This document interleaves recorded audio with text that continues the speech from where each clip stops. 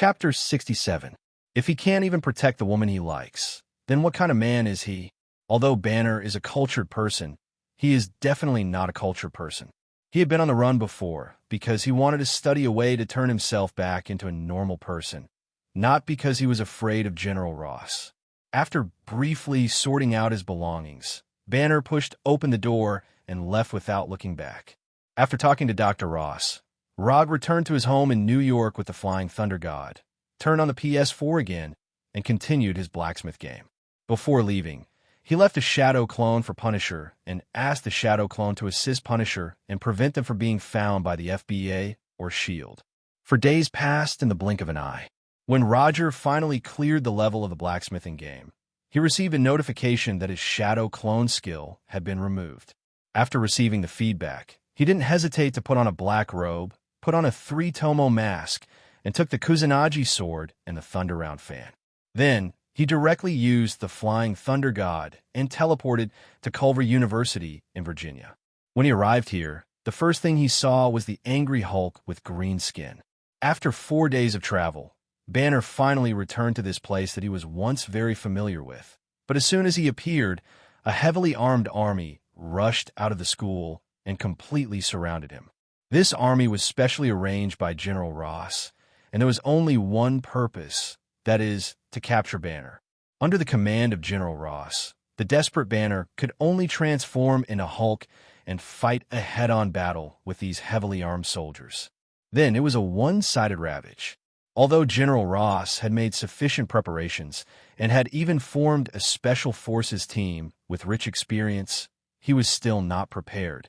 But under the huge gap in strength, all his preparations seemed meaningless. If it weren't for S.H.I.E.L.D., who was hidden in the dark, suddenly intervening in the battle, Hulk would have been nowhere to be found.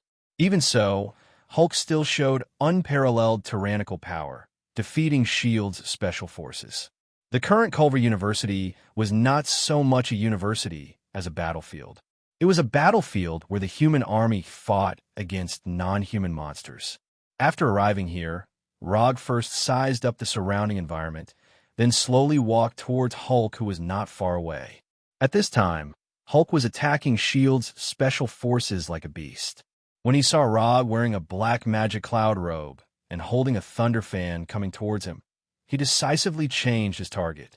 General Ross was the first to discover Rog, because his position just happened to be near the flying Thor. Looking at the strangely dressed Rog who suddenly appeared like a ghost, General Ross's first reaction was that this person was Hulk's helper. However, this thought was quickly overturned by himself because he saw an eagerness to fight from Rog. General Ross, who has been in the army for decades, knows what this fighting spirit means, so he silently put away the weapon in his hand and then watched Rog walk towards Hulk. The distance of dozens of meters was almost in the blink of an eye for Hulk, who was running at full speed. When Hulk rushed to Rog like an ancient beast and punched him with all his strength, Rog raised the thunder fan in his hand and blocked it in front of him. Hulk's fist slammed into the thunder fan in Rog's hand. Just when everyone thought that Roger would be sent flying by Hulk's punch, they saw a scene that they didn't expect at all. Rog, who was holding the thunder fan, was not sent flying. The thunder fan in his hand was not broken, and there was not even a loud impact. Hulk's punch seemed to have hit cotton, and it didn't have any effect at all. Only Rog himself knew that Hulk's punch still had some effect. The thunderous round fan didn't let him down.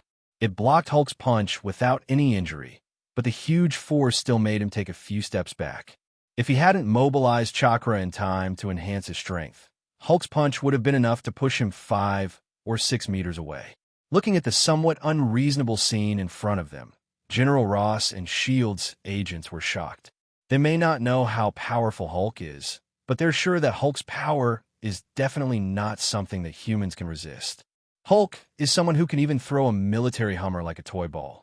Even if he doesn't use his full strength, his punch is enough to destroy anything in front of him. Although it was unbelievable, they had to admit that this strange guy with a white mask and a black robe did block Hulk's punch. If my men also have this kind of power, then, thinking of this, S.H.I.E.L.D. captain and General Ross involuntarily looked at each other and regarded Rog as someone on the other side. After confirming that the Thunder Fan could block Hulk's punch, Rog under the mask showed a satisfied smile. After finding that his fist did not cause any damage to Rog, Hulk threw a few more punches at Rog, trying to knock down the guy in strange clothes in front of him. Although Hulk's attack speed is very fast, Rog's reaction speed is even faster. Every punch that Hulk threw out was blocked by the Thunder's fan. While resisting Hulk's attack, Rog also took the time to throw a few fixed body technique on Hulk. Just as Hulk's attack did not exert the power it should have, the fixed body technique that Rog threw out was no exception, and all of them failed. To be precise, it is not that it has failed. It is that Hulk's physical fitness is too abnormal, causing the effect of the fixed body technique to be infinitely close to zero. In this case, it is completely impossible to use quantity to make up for quality. After realizing that the fixed body technique had no effect at all, Rog did not hesitate and threw a dark walk technique on Hulk, trying to deprive Hulk of his vision. Like the fixed body technique, the dark walk technique did not have any effect at all. When the physical fitness is strengthened to a certain extent, it is enough to offset most of the negative effects. After blocking Hulk's punches, Rog used the body flicker technique to open the distance, then put away the Thunder Fan and pulled out the Kusanagi sword. Since the auxiliary ninjutsu didn't work, he directly used the offensive ninjutsu. With a thought, a light blue lightning visible to the naked eye appeared on the Kusanagi sword, right on Chidori blade. Chapter 68. The light blue lightning wrapped around the Kusanagi sword like an electric snake, and at the same time, it sounded like 1,000 birds chirping. The chirping sound made Hulk, who was already in a state of anger, even more irritable. Looking at the Kusanagi sword in Rog's hand that was constantly chirping, Hulk let out an inhuman roar and then rushed towards him. Although speed is not Hulk's strength, it also depends on what he's compared to. Compared to his own strength and physique, his speed is indeed not fast. But to the others, Hulk was like a heavy truck driving at the speed of an F1 car. In just a blink of an eye, Hulk arrived in front of Rog, and his huge right fist smashed towards Rog. In terms of strength and physique, Rog is far inferior to Hulk. But in terms of speed, Rog has never been afraid of anyone. Just as Hulk's right fist was about to hit him, his eyes suddenly changed from black to a bloody red. 3 Tomo Sharingan. After opening the Sharingan, he moved. Almost like teleportation, Rog's figure disappeared in an instant in front of Hulk. At the same time, Hulk's right arm felt a very obvious numbness. This feeling of numbness that could completely paralyze an ordinary person only lasted for a few milliseconds on Hulk's body before it completely disappeared, as if it had never appeared.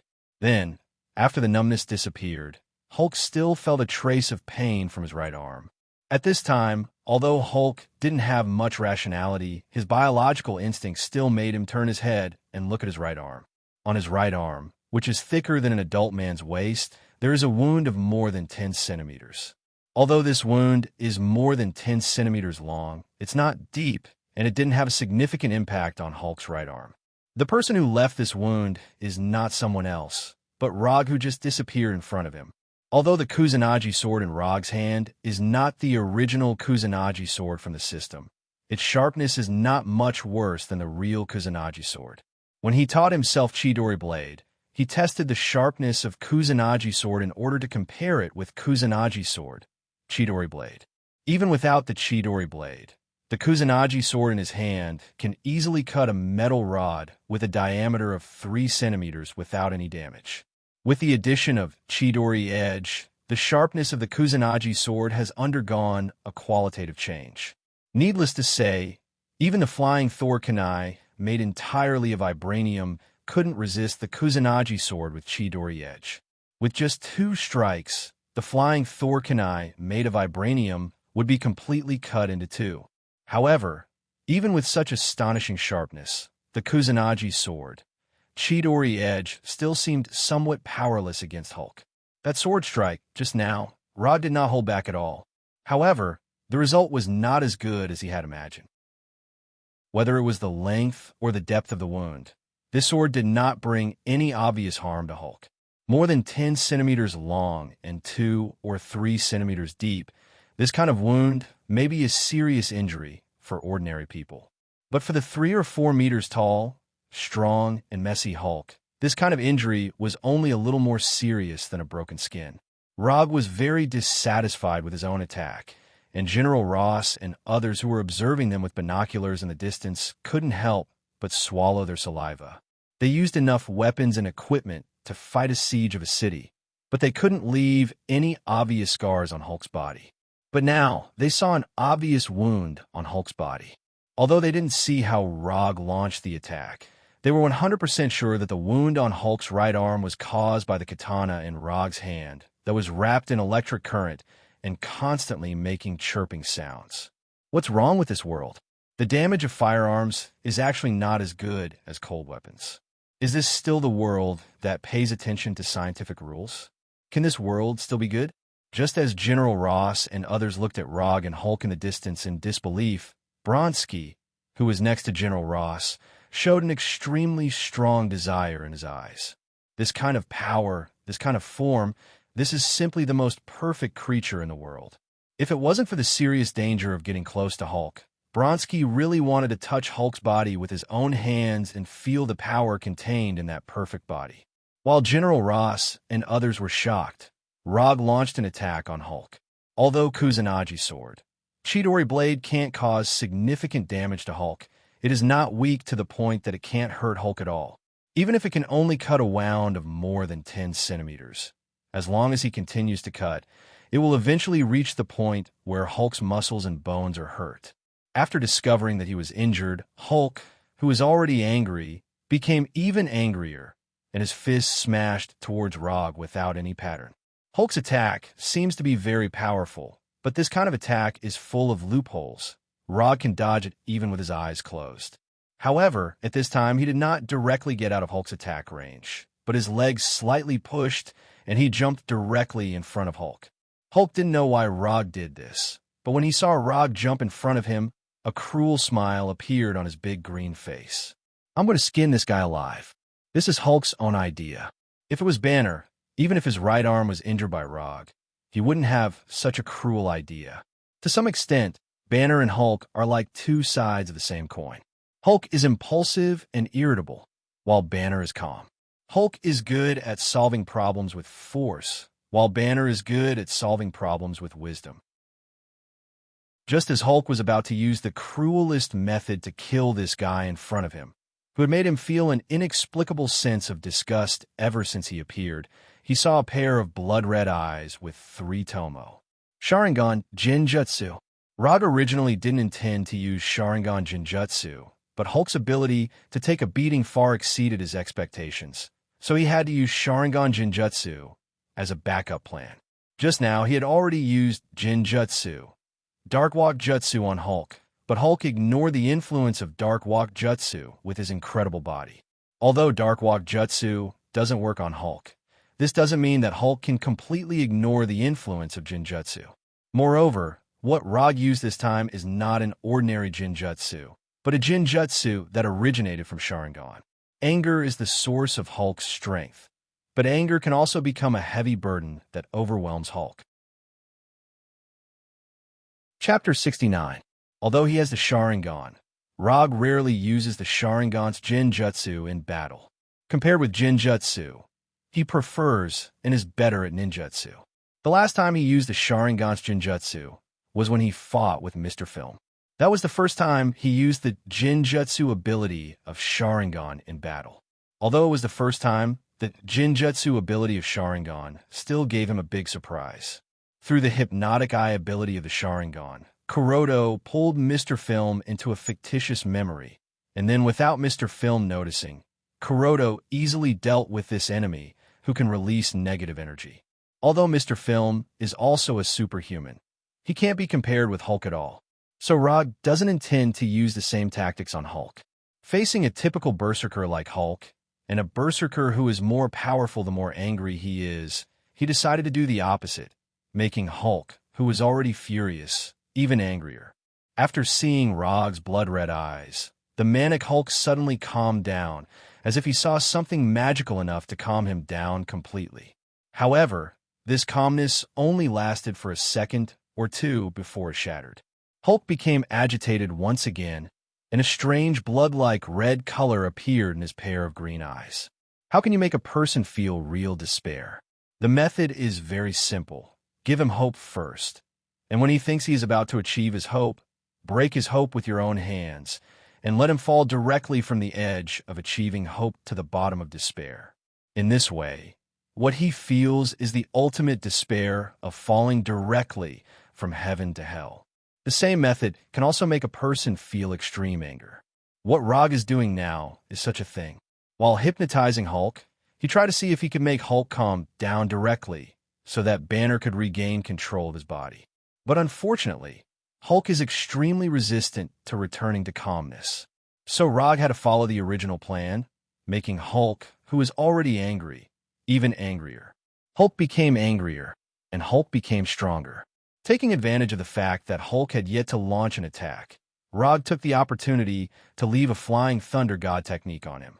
When he was done, Hulk erupted like a volcano. Hulk let out a roar that didn't sound human at all. Then, like an angry gorilla, he waved his arms angrily. At this time, Hulk had completely lost his mind. Now he was only left with pure attack instinct and boundless anger that filled his mind. Even General Ross and the others, who were more than 100 meters away, reacted immediately after seeing Hulk's appearance. Hulk had gone completely crazy. Without the slightest hesitation, after seeing that Hulk had completely lost his mind, General Ross decisively gave the order to retreat. Anyway, the S.H.I.E.L.D. agent with the strange mask was still there. Even if they retreated, it wouldn't have any impact. Like General Ross, the captain of the S.H.I.E.L.D. Special Forces issued the order to retreat immediately after seeing Hulk's complete madness. Why are you retreating? When General Ross and the captain of the S.H.I.E.L.D. Special Forces saw that the other side was retreating quickly, they had the same doubts in their minds. Until now, they still thought that Rog was the other side's man. After leaving the flying Thor technique on Hulk, Rog used several body flicker techniques in a row, instantly opening the distance between him and Hulk. At this time, Hulk was completely dominated by anger, but his instincts kept reminding him that Rog was the most dangerous target that needed to be solved. Almost at the moment when Rog's figure became clear, Hulk rushed towards him at a speed far greater than before. If Hulk's previous sprint speed was the speed of an F-1 car, then his current sprint speed was the extreme flight speed of an F-22 Raptor. Although Hulk showed a speed far greater than before, when he came in front of Rog once again disappeared from his sight. Flying Thor technique. What Rog used this time was not the body flicker technique, but the Flying Thor. The reason why he left the Flying Thor technique on Hulk just now was for this moment. Through the Flying Thor, he teleported behind Hulk, and the position of the teleportation was just above the back of Hulk's head. At the moment of completing the teleportation, a Rasengan about 1 meter in diameter appeared in his right hand. Without any hesitation, he hit the Rasengan on his right hand directly on Hulk's head. Boom! A loud sound like the explosion of an intercontinental missile rang out, and at the same time, a wave of air like a 12th-level hurricane was set off. The retreating U.S. military and S.H.I.E.L.D. agents were attracted by the loud sound and couldn't help but look back at the place where the sound came from. Then, they saw an incredible scene. Hulk, who was like a god of war in front of them, was knocked down to the ground heavily. With the location where Hulk fell as the center, the ground dozens of meters around him had huge cracks like a spider web.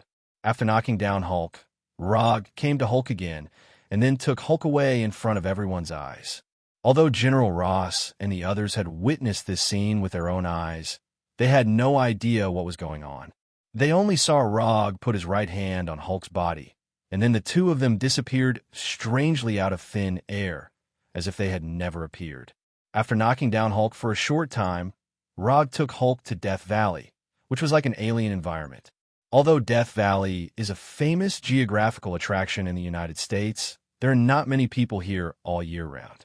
Even those tourists who come here to visit, at most, only visit the edge of Death Valley.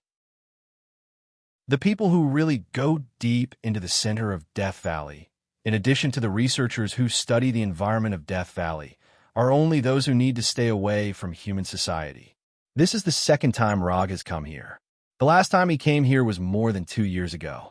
At that time, he accepted a $10,000 commission and spent nearly a week traveling through several states before he finally found the target he was looking for. The target was a middle-aged man who looked very simple and honest, but this man was a serial killer who had killed more than a dozen young women. The person who commissioned him was the parents of one of the victims. Roger didn't know where the couple had heard the news, but they had specially come to his office. Then, they had entrusted him with $10,000 as the commission fee. The commission passed the judgment, so he accepted the commission. After killing the perverted murderer who had been committing crimes for nearly 10 years, he brought the pervert's head back to the couple as agreed. Chapter 70. When he came here again, Rog couldn't help but recall the scene at that time. At that time, he was still a young boy. After lying on the ground for a few seconds, Hulk, who was knocked down by the Rasengan, shook his head and stood up in a daze. Until now, Hulk didn't know what had just happened. In order to knock down Hulk, who had an incredible physique, Rog deliberately used the Otama Rasengan that he hadn't fully mastered. Although the Otama Rasengan looks only a little bigger than the Rasengan, the difficulty of controlling it rises sharply, and the requirement for the amount of chakra are also several times higher. Hulk was the first person to bear the power of the Otama Rasengan, and the only one at present. Hulk, who stood up again, shook his head first, and, after getting rid of the feeling of dizziness, he looked at the surrounding environment. Looking at the completely unfamiliar environment, Hulk, who was dominated by anger, showed a puzzled expression. Then, he saw Rog wearing a white 3-tomo mask. The moment he saw Rog, Hulk's heart suddenly surged with uncontrollable, boundless anger. Without any hesitation, Hulk immediately attacked Rog. When Hulk's right fist, which was bigger than an ordinary person's head, came towards him, Rog's right hand once again condensed the Rasengan. Unlike the Otama Rasengan just now, he condensed an ordinary Rasengan, but it was about the same size as Hulk's fist. Boom! When Hulk's right fist collided with the Rasengan in Rog's hand, a violent storm of chakra suddenly broke out. Hulk's right fist broke the Rasengan in Rog's hand, but his right fist also completely bore the full power of the Rasengan. An unimaginably powerful force instantly enveloped Hulk's entire right arm, constantly twisting and tearing his right arm. If it was an ordinary person, the moment they were enveloped by this force, the whole person would be twisted and torn out of human shape. Even if it was a steel body made of steel, it would be impossible to compete with this powerful force. But Hulk relied on his strong body to resist the power of the Rasengan. At the moment when Hulk smashed the Rasengan, Rog decisively used the body flicker technique to open up the distance between himself and Hulk while avoiding being shrouded by the chakra storm. Although Hulk bore the full power of the Rasengan, it didn't cause too much damage to him. It just made his right arm feel a pain that he had never experienced before. Rog was not surprised by this result. If Hulk had been defeated so easily, General Ross would have captured Hulk long ago. Looking at Hulk's 3 to 4 meter tall giant body, Rog's mind suddenly came up with a crazy idea. To defeat Hulk, Rasengan alone is definitely not enough. But if what hit Hulk was not a Rasengan, but an Otama Rasengan, then the result would be very different. After mastering Rasengan, Rog had the intention to learn Otama Rasengan by himself, and he studied it silently for a while. This is the reason why he was able to use Otama Rasengan before. However, he didn't completely master Otama Rasengan, and whether he could use it smoothly depended on his luck at the time. After thinking about it for a second or two, he decisively made a decision. He wanted to complete the study of Otama Rasengan here, using the sense of oppression brought by Hulk's attack at any time. He forced himself to exert more potential. Although this decision seemed rash, he decided to be rash for once. In the next few hours, in the center of Death Valley, the sound of missiles exploding rang out one after another. Rog couldn't remember how many Rasengan he had smashed on Hulk. The only thing he could be sure of now was that the amount of chakra in his body was less than 1/10.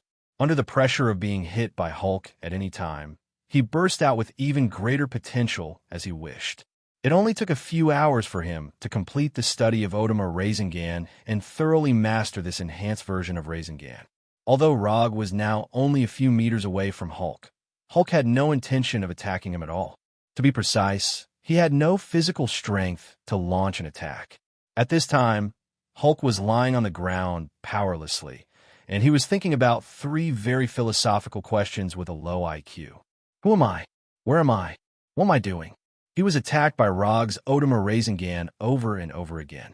He wanted to resist, but he couldn't hit, and he wanted to escape, but he couldn't get rid of it. For Hulk, the past few hours were the only miserable time in his current life. Hulk's consciousness began to calm down gradually, and Banner's consciousness began to take over.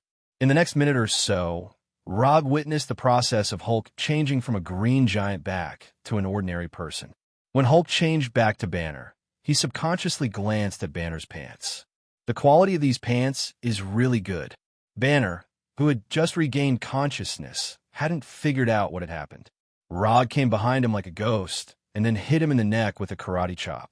Banner lost consciousness again, and his whole body fell forward uncontrollably. After knocking out Banner, Rog grabbed Banner's shoulder, and then the Flying Thunder god left Death Valley. When they left, Death Valley regained its calm.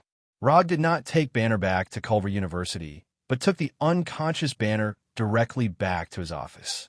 After returning to the office, he first called Natasha and then took off the 3-tomo mask, black magic cloud robe, Kusanagi sword, and thunder fan. It didn't take long for Natasha to come to the office with a team of heavily armed SHIELD special forces. Natasha was not surprised that Rog was still at Culver University a few hours ago, and now he has returned to New York. Although SHIELD doesn't know how many extraordinary abilities Rog has mastered, they're still relatively clear about the ones that Rog often uses. Instant movement, fire breathing, creation of clones that are exactly the same as the original body and have the ability to attack. These are the 4 abilities that SHIELD currently knows about Rog. According to the Commission, you could take him away now. Natasha didn't ask Rog how he did it. She directly arranged for the Special Forces to take away the unconscious Banner, and at the same time, put handcuffs and ankles on Banner. Rog wanted to remind them, but he finally gave up on this plan. SHIELD is very clear about Banner's abilities, otherwise, they wouldn't have entrusted him. When Natasha and the others left the office, Rog opened the attribute panel that only he could see. It's not much different from the last time he opened it, but there are 3 more ninjutsu, summoning jutsu, Chidori Blade, and Otama Rasengan. The number of unconsumed ninja coins has also become 124. According to his previous plan, he had planned to save 300 or 500 ninja coins directly, and then exchange Manjikyu Sharingan or Hashiramas would release ninjutsu from his system. However, after this commission, he decided to adjust his exchange plan. Manjikyu Sharingan and Hashiramas would release are indeed very strong, but for him now, these are not the most urgent existences. Chapter 71. While fighting with Hulk, Rog couldn't help but sigh at how strong Hulk's body was, and at the same time, he felt that his body was too weak. Compared to ordinary people, although he has a strong body, he can be considered to have an inhuman body. But compared to those monsters with super physiques, he was as weak as a baby. If it wasn't for his speed, he wouldn't be able to fight with Hulk, who is a tank and a fighter. Even if he can't have a super physique like Hulk or Thor, he still needs to improve his physique to keep up with his speed and chakra. In the systems exchange page, there were many ways to improve his physique, but there weren't many that fit his fighting style, and he could afford it. Sage Body. It inherited the vitality and energy of Hagoromo of the 6 Paths. If he had enough ninja coins, Rog wouldn't mind directly exchanging for the pure Sage Body. But right now, he only has 124 ninja coins, so he can only exchange for the shrunken version of the Sage Body. The Senju Clan's Sage Body. The Senju Clan's Sage Body only costs 100 ninja coins. On the Senju Clan's Sage Body, There was another sage body that wasn't as shrunken, and that was Hashirama's sage body. Hashirama's sage body costs 500 ninja coins, which is the same price as his wood release. However, even Hashirama's sage body isn't a complete sage body. On his sage body, there are two upgraded versions of the Azura sage body and the six-path sage body. The Senju clan's sage body, Hashirama's sage body, Azura's sage body, and six-path sage body. This is the complete upgrade route of the Senju clan's sage body. Next to the upgrade route of the Senju clan sage body, there's also the upgrade route of the Uzumaki clan sage body. The only difference is that the first two parts of the Uzumaki clan sage body were changed to the Uzumaki clan sage body and Uzumaki Naruto's sage body. Just as Rog was about to exchange for the Senju clan sage body, he found an exchange icon next to the Senju clan sage body. Immortal body transplant technique. Rog was very sure that when he browsed through the Thousand Hands clan's immortal body, he definitely did not see this new icon. After clicking on the icon and looking at the specific introduction, he couldn't help but frown. This is a hidden item that will not appear in the host's current state under normal circumstances. Until the host is interested in the corresponding exchange target and has enough ninja coins, these hidden exchange items will appear. The immortal body transplantation technique was based on the principle of the cell transplantation technology invented by Orochimaru. It was a brand new transplantation method that had been upgraded and optimized. After the transplant is successful, you will obtain the target's complete physique and partial Kekkei Genkai ninjutsu. If the transplant fails, he will permanently lose half of his chakra capacity. And now, Rog's immortal body transplant technique is related to Senju Hashirama immortal body transplant technique. The exchange price of this transplant technique is 100 ninja coins, the same price as the exchange price of the Senju clan sage body. But unlike the 100% success rate of the Senju clan, Hashirama's method only had a 20% success rate. In other words, if the transplant is successful, it is equivalent to using 100 ninja coins to exchange for 500 ninja coins worth of Hashirama immortal body. If the transplant fails, he will waste 100 ninja coins for nothing. For this problem, Rog made a decision without thinking. Without any hesitation, he directly spent 100 ninja coins to exchange for Hashirama's immortal body transplant technique. 100 ninja coins is a huge sum of money for him right now. But he still decisively made a choice and chose to gamble on the 20% success rate. If the transplant fails, he will treat it as if Hulk was beaten for nothing. As for permanently losing half of his chakra capacity, this is a trivial matter. When his unspent ninja coins returned to 24, a string of jutsu that he couldn't understand appeared on the back of his right hand. Before he could take a closer look, the jutsu, written in black ink on the back of his right hand, emitted a burst of dark green light. Why is it green again?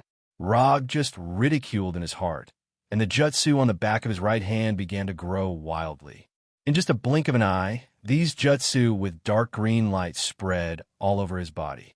At the same time, he found that the chakra in his body was wildly flowing uncontrollably. Are all the jutsu transplants so wild now? Just as such a thought appeared in his mind, he lost control of his body, and his whole person came to a strange green planet, as if his soul was out of his body. To be precise, he came to the outer space of a strange green planet.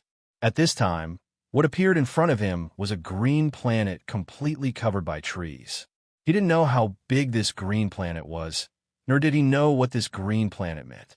The only thing he could be sure of was that this green planet was like a meteor that happened to fly by, and it attracted him in an extremely overbearing and irresistible way.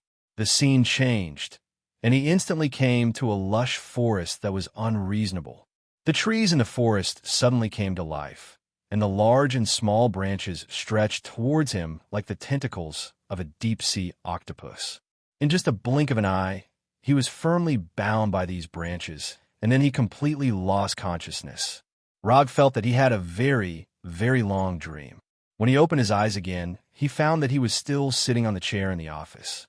There was no dark green jutsu on the back of his right hand, and there was nothing strange around him as if everything just now was really just a dream. He immediately opened the system's attribute page, and then he was stunned. Host, Rob Profession, Ninja Talent, Muji Casting, 7 Attribute Chakra Kekkei Genkai, 3 Tomo Sharingan, Moku Tan Physique, Senja Body, Senja Hashirama, Ninjutsu, Substitution, Body Flicker, Fixed, Shadow Clone, Flying Thor, Chakra Perception, Summoning, Rasengan, Otama, Rasengamo Katan, Wood Dragon Technique, Wood Human Technique Lightning Release, Chidori, Chidori Sharp Spear, Chidori Flow, Chidori Blade Fire Release, Grand Fire Annihilation Water Release, Water Iron Cannon Genjutsu, Dark, Walk Physical Arts, Monster Strength Chakra Amount, 99 Cal Psychic Item, Punisher Frank, Edo Tensei, Unspent Ninja Coins, 24 Looking at the newly added Senja Body, Mokutan, Wood Dragon Technique, Wood Human Technique, and Monstrous Strength on the attribute page, Rob began to wonder if he had been targeted by the goddess of luck recently. Chapter 72. Rob was very satisfied with the results of the immortal body transplant this time. Even if the system made adjustments to the Kekkei Genkai, Wood Release, and those ninjutsu, it won't have much impact on his good mood at this time. As long as the sage body is in his hand, everything else is easy. After calming down a little, he began to carefully browse the system's introduction to those ninjutsu and Wood Release Kekkei Genkai. Kekkei Genkai, Wood Release. The Wood Release ninjutsu developed by the first Hokage Senju Hashirama. It is a mixture of 2 chakra properties. The ultimate source of power comes from the chakra tree.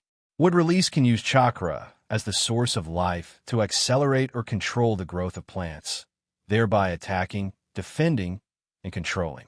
The introduction of Wood Release is similar to Rog's impression, and there are no particularly obvious changes. As for Wood Human Jutsu and Wood Dragon Jutsu, they're similar to what he remembered. The only difference is that Wood Dragon Jutsu absorbs the opponent's chakra ability to absorb the opponent's physical strength and energy. Rog is already used to this adjustment of Wood Dragon Jutsu. After all, before Wood Dragon Jutsu, there are 2 examples of chakra perception and Sharingan. After reading the introduction of Wood Human Jutsu and Wood Dragon Jutsu, he turned his attention to Taijutsu Monster Strength.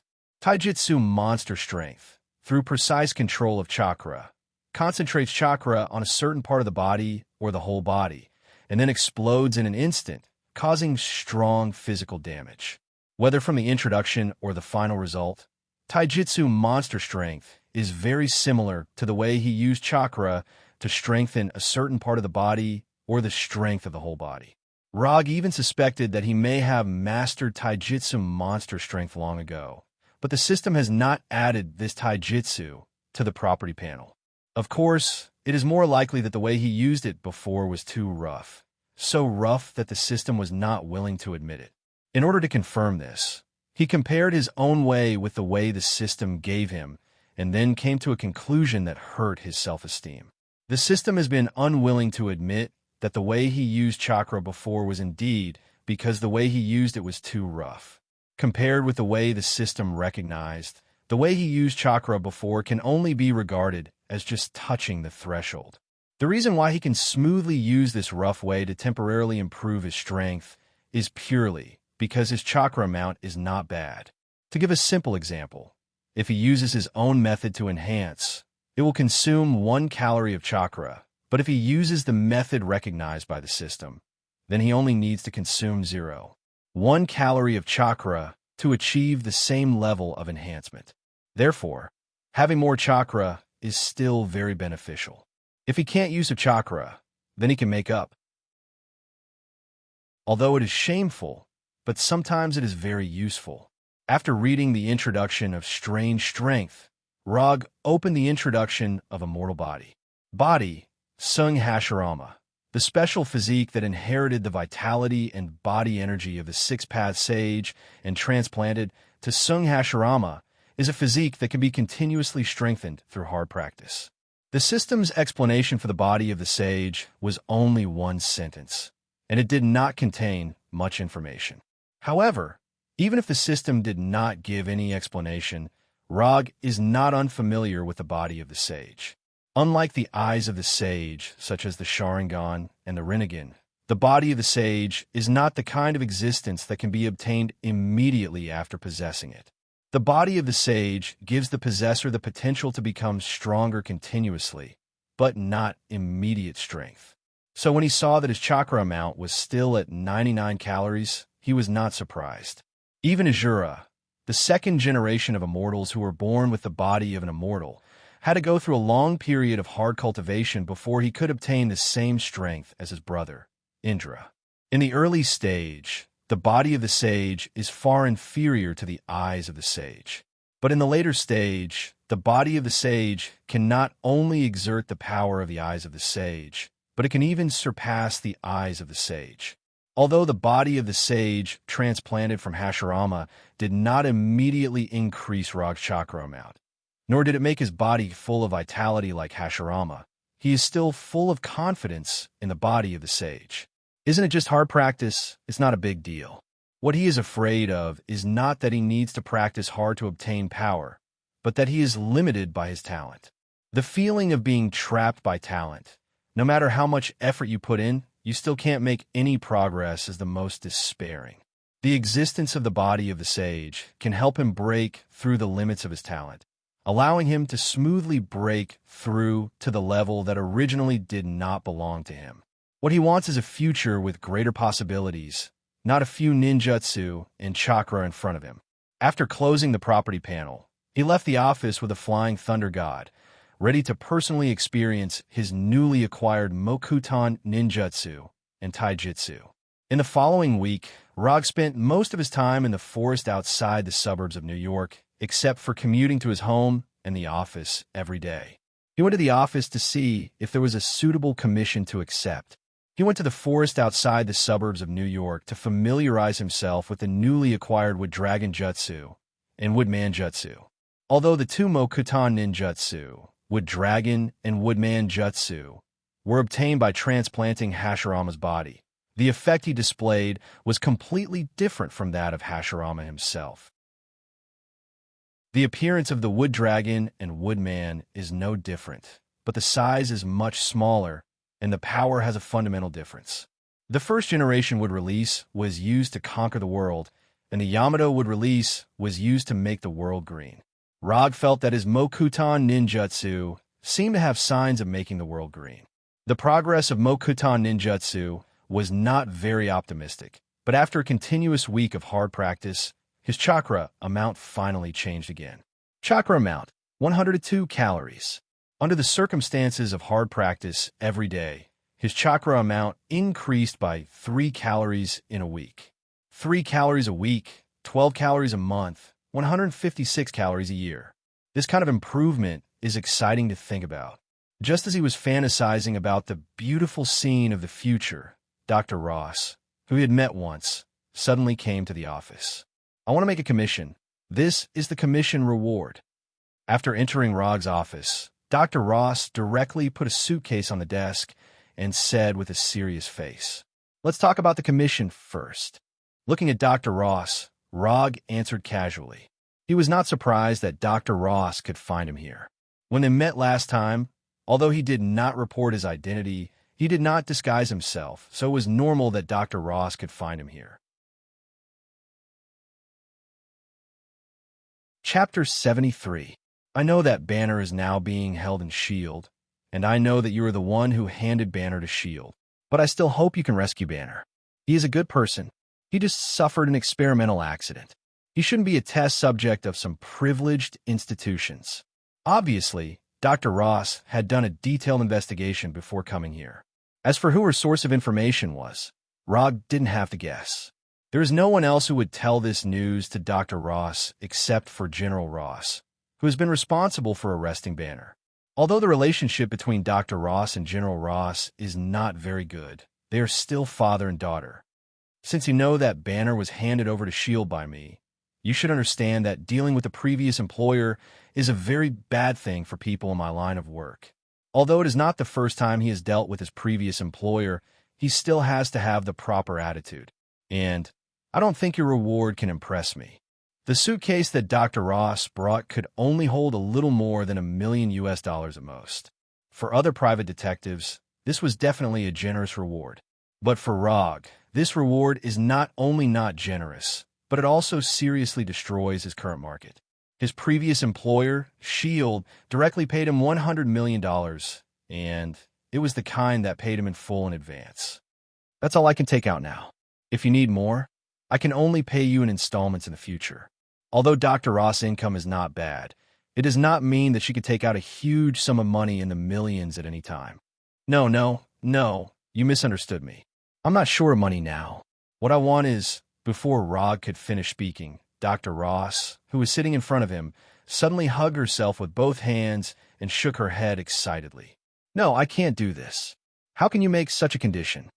What condition did I make? I haven't even finished speaking yet. Looking at Dr. Ross' fierce refusal at this time, Rog suddenly thought of something. Does she think? His expression instantly became extremely unsightly. I'm a good young man who doesn't even have a girlfriend. How can I make such a misunderstanding? What went wrong in the middle? After thinking about it for a while, he remembered a job that paid quite well, but he never accepted it. It was a commission from the rich woman who had become famous because of the death of several husbands. When he thought of this, his expression became even more unsightly. After realizing that his reputation had started to develop in a bad direction, he decided to strictly limit the types of commissions he would accept in the future. Put an end to those inexplicable requests appearing again. Write down the details of the commission and the remuneration in US dollars that you can afford. After that, Roger took out the last scroll that he had yet to use and solemnly placed it in front of Dr. Ross. Looking at Rog's serious face, Dr. Ross also realized that his actions just now were inappropriate. Dr. Ross didn't say anything. He picked up the pen and started writing on the scroll. The commission reward was $5 million USD. Rog pointed to the suitcase next to him and asked with some confusion, "Didn't you just say that you could only take out so much money? What's written here is different from what you said. I can only take out so much now, but as long as you can save Banner, I will definitely give you $5 million USD. Dr. Ross said firmly, and then silently added, "Banner has enough money to pay. It's reasonable to use Banner's money to save Banner. It's also reasonable for Rog, who entrusted Banner to Shield, to go to Shield to save Banner. Reasonable my ass. This isn't something a normal person would do, all right? But fortunately, Rog is not a normal person, and Banner is not a normal person, so it's normal for them to do something abnormal." After putting away the commission scroll, Rog glanced at the commission page of the system. The commission page was blank, and no new commission appeared. Sigh, another ninja coin was wasted. Just when Rog was about to refuse Dr. Ross, a commission that was not the same as the client's request appeared on the commission page. Dr. Ross's commission was to save Banner from S.H.I.E.L.D., but the commission given by the system was to stop Hulk from destroying New York and send Hulk to Canada. This is the first time that Rog has seen the system give a different commission content, and with his understanding of the system, since the name used by the system is Hulk, it means that the commission will be judged to be completed only if he sends Hulk to Canada. It's not difficult to understand that Hulk needs to stop him from destroying New York. After all, Hulk has such strength. But the request to send Hulk to Canada seems a bit abnormal. It's Hulk who is sent to Canada, not Banner, which means that he can't wait for Hulk to change back to Banner as he did before. In addition, he is also curious about what Canada did wrong that the system would ask him to send Hulk there. To some extent, Hulk is equivalent to a human-shaped self-propelled nuclear bomb that can explode continuously. Sending such a guy to Canada, you can imagine what will happen in Canada. Moreover, this kind of commission is not the same as the client's request, and how to judge the reward in the end is also a new problem. Although Rog's mind is full of doubts, it is clear that the system has no intention of explaining. I will take your mission, but there's a small problem. That is, you may need to be in Canada to see Banner. Since the system has given him a mission, and the commission reward given is not low, Rog will naturally not refuse the commission. Not to mention just sending Hulk to Canada. Even if he sends Abomination, as long as the system can give him the corresponding commission and reward, he will do it. Okay.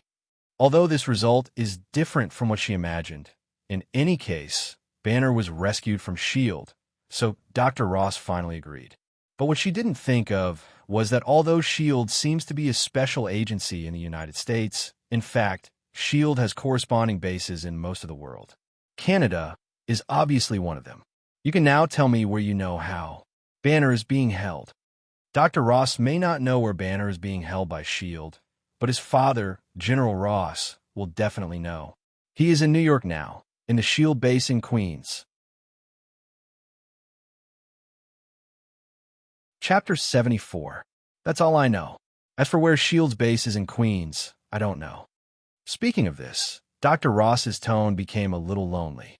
General Ross was not unwilling to tell Dr. Ross the specific address, but because he did not know where S.H.I.E.L.D.'s base was. S.H.I.E.L.D. was willing to tell General Ross that Banner was in the Queens base, which is already giving the Air Force Vice Admiral a lot of face. It doesn't matter. It's enough to know that Banner is still in New York. During the previous battle, Rog had already left a flying Thor technique on Hulk. So as long as he has Banner's approximate location, he can directly sense the flying Thor technique in the area, and then directly teleport through the flying Thor. When you get to Canada, call the number above, and then I will take Banner there. After that, Rog gave Dr. Ross a flying Thor made of vibranium and gave her a business card with his phone number. Although there is no requirement for Banner to meet Dr. Ross in the Systems Commission, Rog still intends to meet Dr. Ross's wish a little and let her meet Banner. When Dr. Ross left the office with the Thor Kunai and business card, he began to sense all the flying Thor techniques in Queens. After distinguishing the one belonging to Banner from dozens of flying Thor techniques, Rog used Psychic Technique to summon the Kusanagi sword, round fan, mask, cloud robe, and other items in the scroll. Although he couldn't hide his true identity regardless of whether he changed his clothes or not, he still put on his battle attire ceremoniously.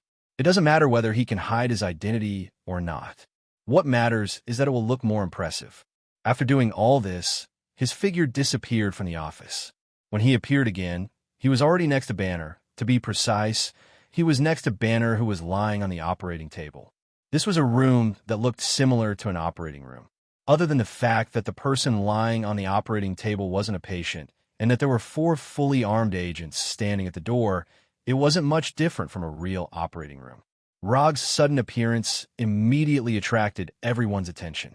The 4 fully armed agents immediately raised their weapons and aimed at him. However, before the 4 agents could fire, they saw a pair of blood-red eyes.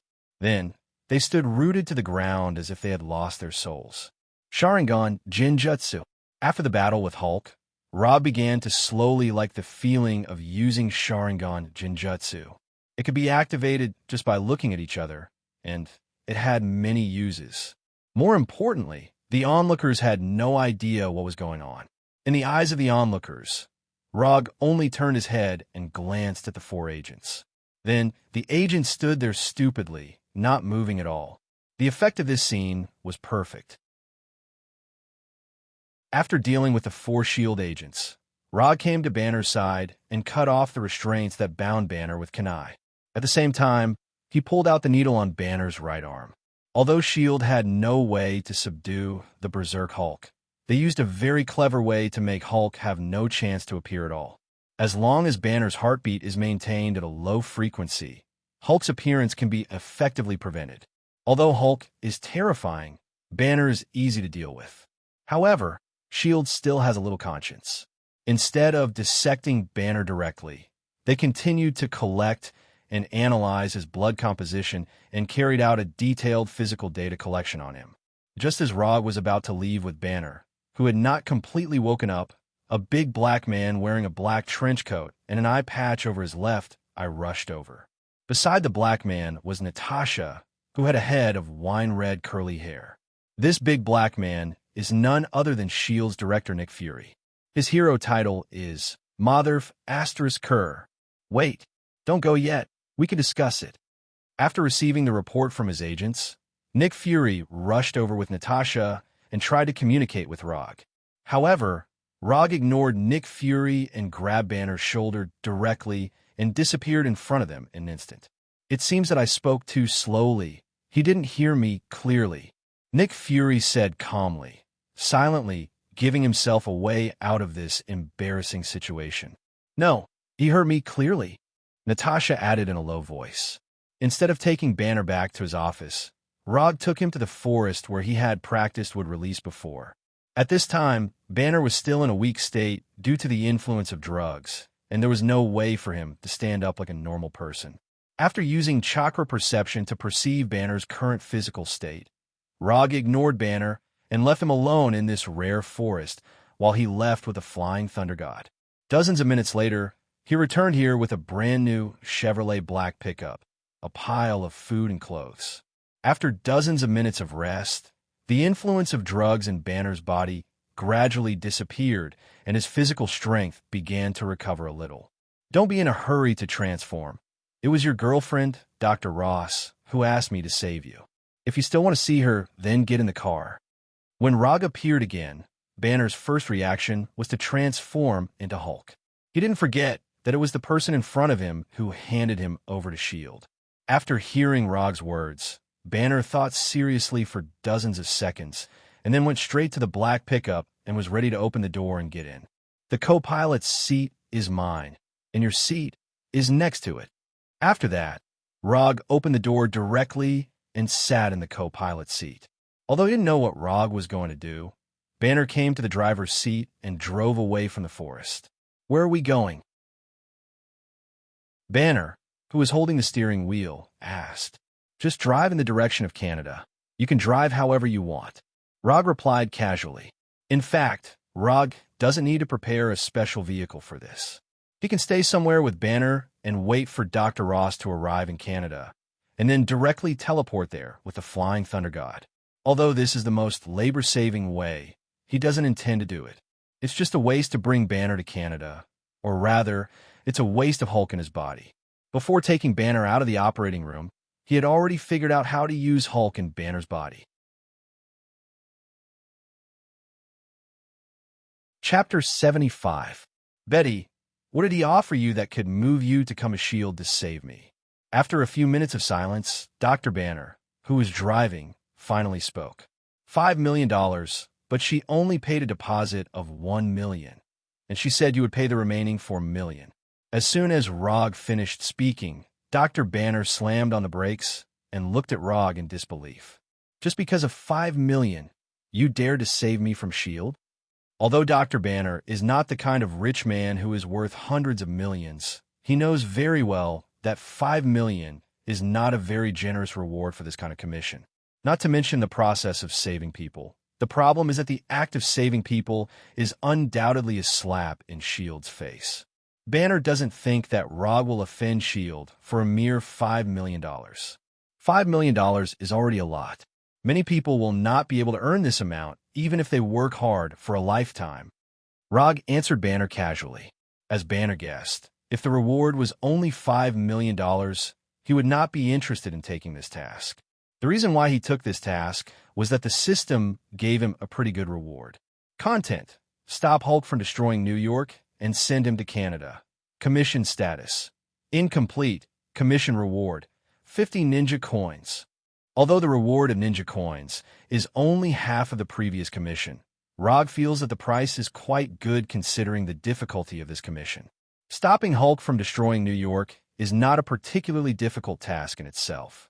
As long as Banner does not transform into Hulk in New York, or directly takes the transformed Hulk out of New York with the Flying Thor, the first half of the commission will be completed.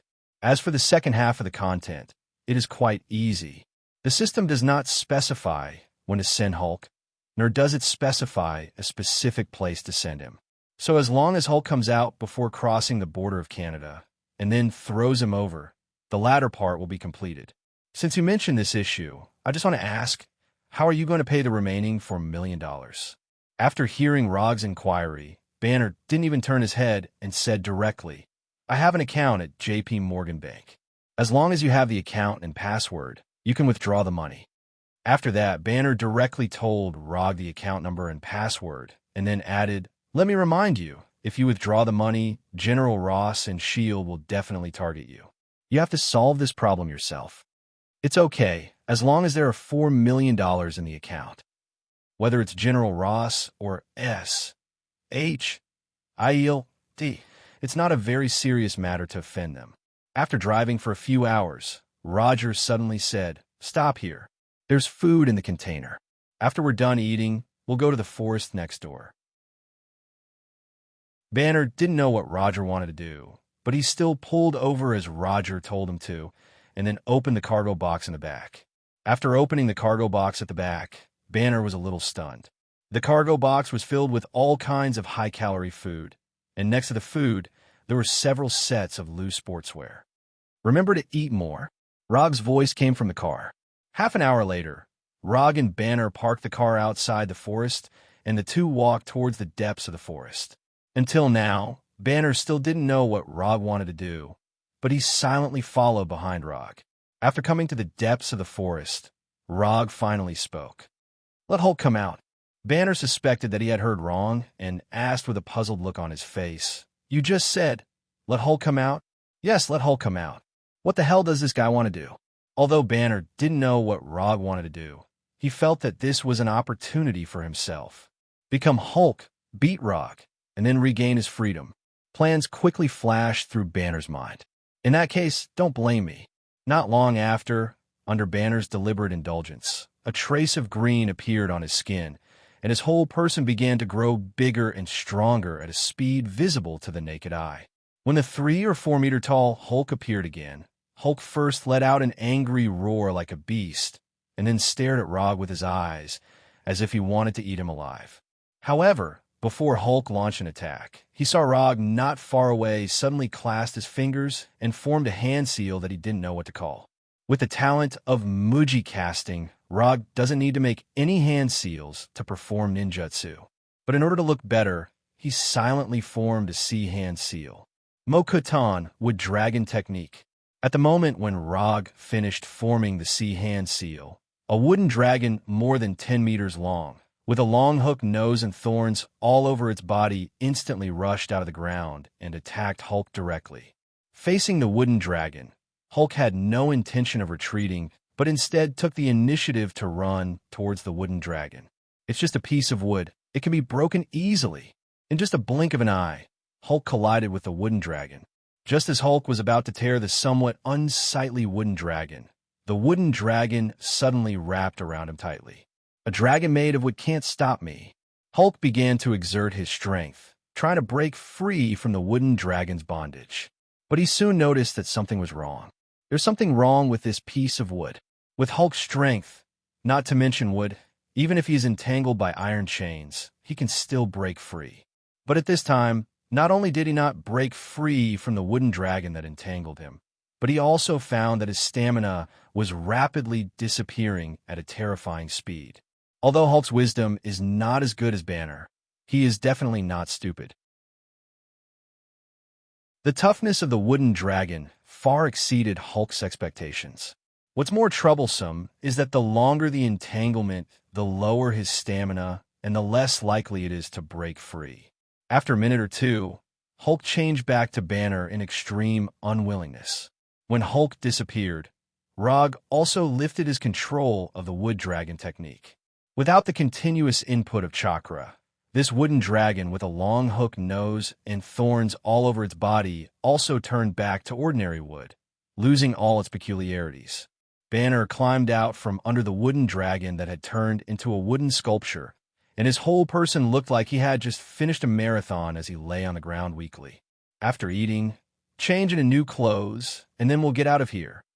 Banner now knows why Rog came here with a set of clothes and a bunch of things.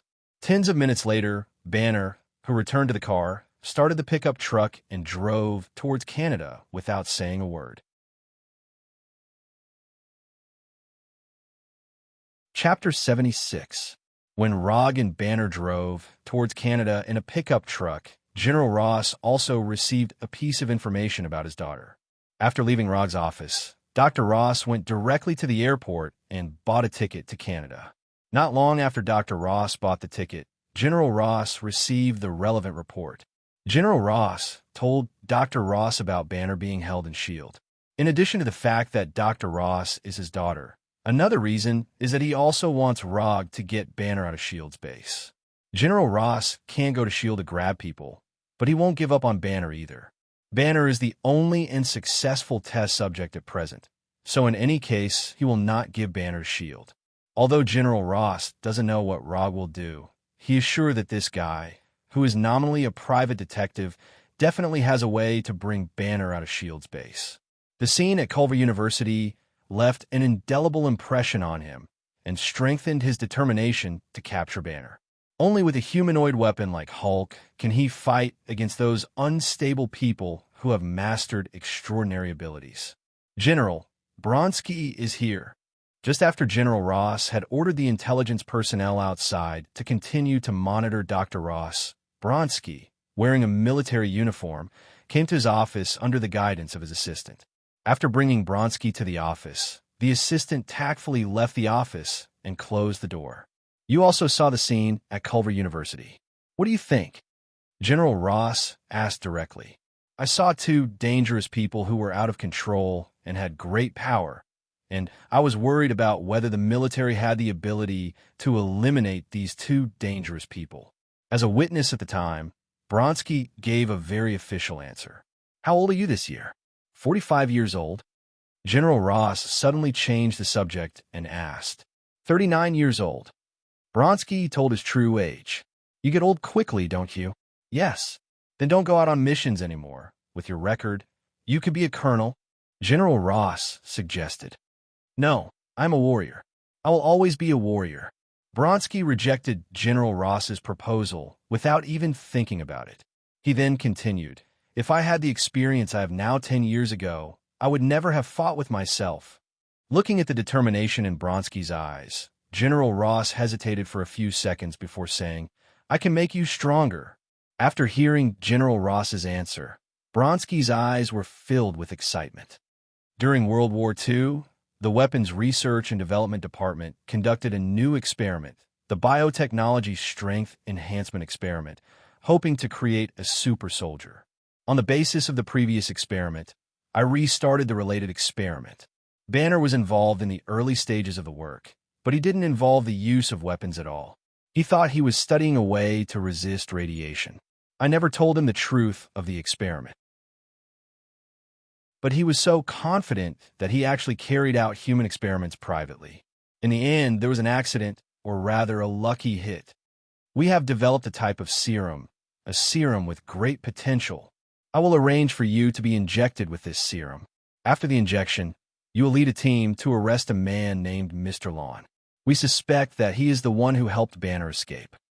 Since Banner returned to the car, he hasn't said a word to Rog and just silently drove in the direction of Canada. Rog didn't take Banner's silence to heart. He is now thinking about how to maximize the effect of the wood dragon technique. When he was fighting against Hulk, just now, he didn't use the wood dragon technique to the limit. The wood dragon he can currently make can reach a maximum length of more than 30 meters. The reason why the length of the wood dragon was controlled to more than 10 meters just now was that Hulk was too small. Hulk is only more than 3 meters tall, and there is no need to waste chakra to make a larger wood dragon. A length of more than 10 meters is completely enough. When dealing with an enemy like Hulk, the wood dragon technique can play a good role, but this is only the first time. After all, as long as he has experienced it once, Hulk won't foolishly take the initiative to run to the wood dragon. The wood dragon can absorb the physical strength and energy of the target, but the physical strength and energy absorbed by the wood dragon will not be fed back to the caster. So Rog's original plan to use Hulk as a mobile power bank has failed before it even started. In addition, the wood dragon's movement speed is not fast. It can only be regarded as okay. If the target is fast enough, it can still be avoided. In general, the wood dragon technique is more suitable as a control skill than an attack skill. After eating something casually in the car for dinner, Rog took Hulk to a grassland with few people. Let's exercise after dinner. Let Hulk come out. Although Banner was very reluctant, the situation was stronger than him, so he still transformed into Hulk. After coming out again, Hulk didn't rush towards Rog recklessly like last time. Instead, he looked at Rog vigilantly, and after confirming that there was no strange wood dragon around, he rushed towards Rog. Rog made a hand seal again, but this time he didn't make a sea hand seal, but a way hand seal. No matter what kind of hand seal he makes, it won't affect him from casting the ninjutsu he wants to cast. Wood release. Wood dragon technique.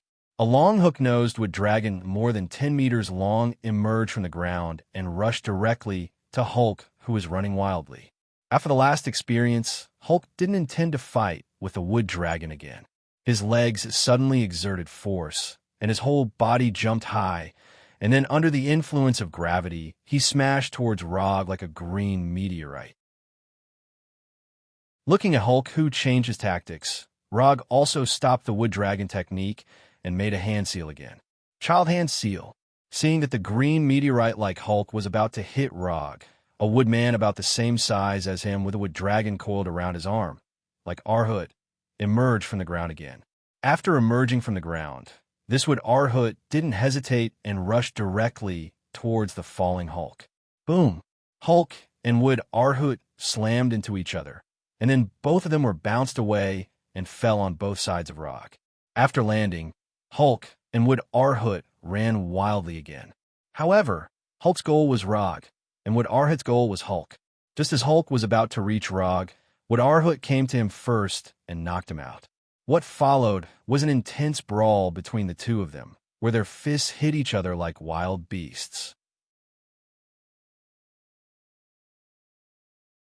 Chapter 77. Hulk is a typical example of high attack, high defense, high HP, combining the characteristics of fighter and a tank. In the face of such an enemy, meeting force with force is not a very wise choice. However, Rog didn't care about this. He just wanted to test the power of the wood puppet technique. For this reason, he also deliberately controlled the size of Arhut to avoid the situation of bullying the weak. The current wooden Arhut was only 3 meters tall, which was the same height as Hulk. If he exerts his full strength, the size of Arhut can directly reach about 10 meters. Although Hulk's physical attack power is very strong, but the wood Arhut in front of him is also not weak. In his peak state, Arhut can catch a 9-tailed beastama with one hand. Even in the face of the complete Susanoo, he is not at a disadvantage. However, this peak state of wood Arhut, Rog has no way to display it for the time being. Increasing the size of wood Arhut to about 10 meters is already the limit he can reach now. After controlling wood Arhut and Hulk to fight for more than 10 minutes, Rog had the intention to end the fight. Under his control, wood Arhut, who was just randomly punching, suddenly took a step back, avoiding Hulk's fist. Then, before Hulk realized what happened, wood Arhut showed his exquisite and seasoned fighting skills. The wooden Arhut moved forward and directly arrived in front of Hulk. It launched a set of attacks that seemed simple but were extremely powerful. Chest, left shoulder, lower abdomen, right shoulder, head, straight punch, uppercut, left hook, elbow, rushing knee, moving left, piercing punch, hugging knee. Facing the sudden change in attack style and rhythm of wood Arhut, Hulk was like a human sandbag, being constantly repelled by wood Arhut. Boom! Hulk, who was unstable, had no time to make any defense, and was sent flying by wood Arhut. After rolling a few times on the ground, Hulk stood up again. Then he saw wood Arhut, who was clasping his fists and falling from the sky. Wood Arhut is not a real creature, and it is impossible for him to make movements that are too dexterous. But even so, the fighting skills he displayed still made Hulk realize the difference between a professional and amateur. A few minutes later, the angry and unwilling Hulk once again changed back into Banner. When Hulk disappeared and Banner returned, Rog also stopped controlling wood Arhut, turning the powerful wood Arhut into a lifelike wood carving. The set of fighting style just now was not Rog's own original creation, but he learned it from Purple Potato. However, he was different from the Purple Potato spirit, who was able to knock Hulk unconscious in a few moves. He was still lacking in this aspect. After finishing the wood puppet, he checked the wood chakra, and checked the wood carvings. The wood dragon jutsu and the wood puppet jutsu consumed almost 20 calories of his chakra. The wood dragon technique consumed a little less. After all, it only lasted for a short period of time, so it only used 2 or 3 cal of chakra. The biggest consumption was the wood puppet technique. Just making wood Arhut had already used 2 or 3 cal of chakra, and maintaining wood Arhut's attack used up more than 10 cal of chakra. This was just a 3-meter-tall wood Arhut. If it was the wood Arhut of Hashirama that was dozens of meters tall, then the amount of chakra required would be an extremely terrifying number. Rog now really understood why Hashirama needed chakra. Without a large amount of chakra, wood release would not be able to exert such an amazing effect. Wood release is a Kekkei Genkai with a huge gap between the upper and lower limits. People who are good at it can even play with tailed beasts as pets. People who are not good at it can only do some greenery and study the 3 rooms and 2 halls technique. Change your clothes and go back to the car to sleep. We will set off tomorrow. Although Banner can't fully share Hulk's memories now from those scattered memory fragments, he already knows what kind of person Rog is. This man usually looks kind, but he is crazier than anyone else when it comes to fighting. Banner doesn't know if it's his own illusion, but he feels that Hulk in his body seems to be complaining about something as pitiful as a 1-ton green baby. When Banner changed into new clothes and returned to the car, Rog summoned a shadow clone and let the shadow clone watch Banner, lest he make any wrong decisions on impulse. Then, he Flying Thunder God went straight home. The hard experience is left to the shadow clone, and the comfortable life is enjoyed by the original body. This is the correct use of the shadow clone. Bathing, eating, playing Berserker's Creed, and then sleeping. Bronsky, who received the serum injection, led a team of heavily armed Special Forces soldiers to raid Gabon College in New York under the arrangement of General Ross. They took away Dr. Samuel Stern, who was also known as Mr. Blue, and all the Banner blood samples in his laboratory. Looking at the Banner blood samples in one cabinet after another, a complicated look appeared on Bronsky's face. In a military base in New York. "You can't treat me like this. I'm a cell biologist. I want to contact my lawyer." After he was brought to the interrogation room, Dr. Samuel Stern kept repeating his rights. "He doesn't look like someone who helped Banner escape." Bronsky, who was outside the interrogation room, looked at the anxious Dr. Stern through the one-sided glass and expressed his opinion. There are a lot of Banner's blood samples in his laboratory. Whether he helped Banner escape or not, he is a person who needs to be locked up, and I have a hunch that he can help us. General Ross said casually, quickly deciding Dr. Stone's fate. As for Dr. Stern's identity as a cell biologist, he didn't care at all.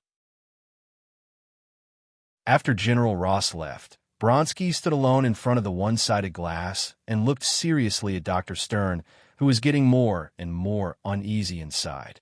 After standing motionless like a puppet for more than 10 minutes, Bronsky took a deep breath and went directly to the door of the interrogation room. "Sir, the general ordered that no one can enter without his permission," the soldier guarding the door said in a serious tone.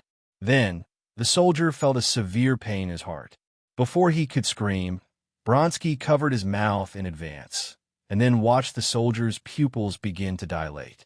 After doing all this, Bronsky opened the door, threw the soldier's body in, and went straight to Dr. Stern. "How can you kill your own people?" Chapter 78. Looking at the soldier's body that was still bleeding on the ground, Dr. Stone shouted loudly, and then he saw Bronsky pull out a pistol and point it at his head. "What the hell did I do to deserve such rough treatment from you?" Under the threat of the pistol, Dr. Stone's tone changed and became extremely gentle. "Not what you have done, but what you are about to do. I want to be as strong as Banner." Hearing this, Dr. Stone stood up from his chair and said slowly, "It seems that you have injected something. I want to be stronger than Banner. You should know how strong he is." "That's right. He is very strong, just like a god. I want to be like him too. You want to make me as strong as him." Bronsky's breathing became heavy, and beads of sweat appeared on his forehead. "I don't know what's in your body, but if you mix it up, you might become a monster." As soon as Dr. Stone finished speaking, Bronsky came in front of him, grabbed him, and then lifted him with one hand. "I didn't say I don't want to. I just need your consent." Without any hesitation, Dr. Stone instantly admitted defeat. Then, under Bronsky's lead, the two of them successfully came to the research room in the base. Banner's blood samples that were transported from Dr. Stern were stored here. Even Dr. Stern's computer and various instruments were packed and shipped together. Let's begin. After lying on the operating bed, Bronsky said excitedly. A few minutes later, a serious experimental accident occurred in the laboratory. The store Banner's blood samples were completely destroyed. Dr. Stone was also affected by the explosion and died on the spot, and Bronsky's whereabouts were unknown. When General Ross led the soldiers to the laboratory, all they saw was a messy laboratory that was ablaze with raging flames. At this moment, a soldier hurried to General Ross and reported a message in a low voice. Bronsky. Early the next morning, after washing up and enjoying a hearty breakfast, Rog's flying thunder god returned directly to the pickup truck.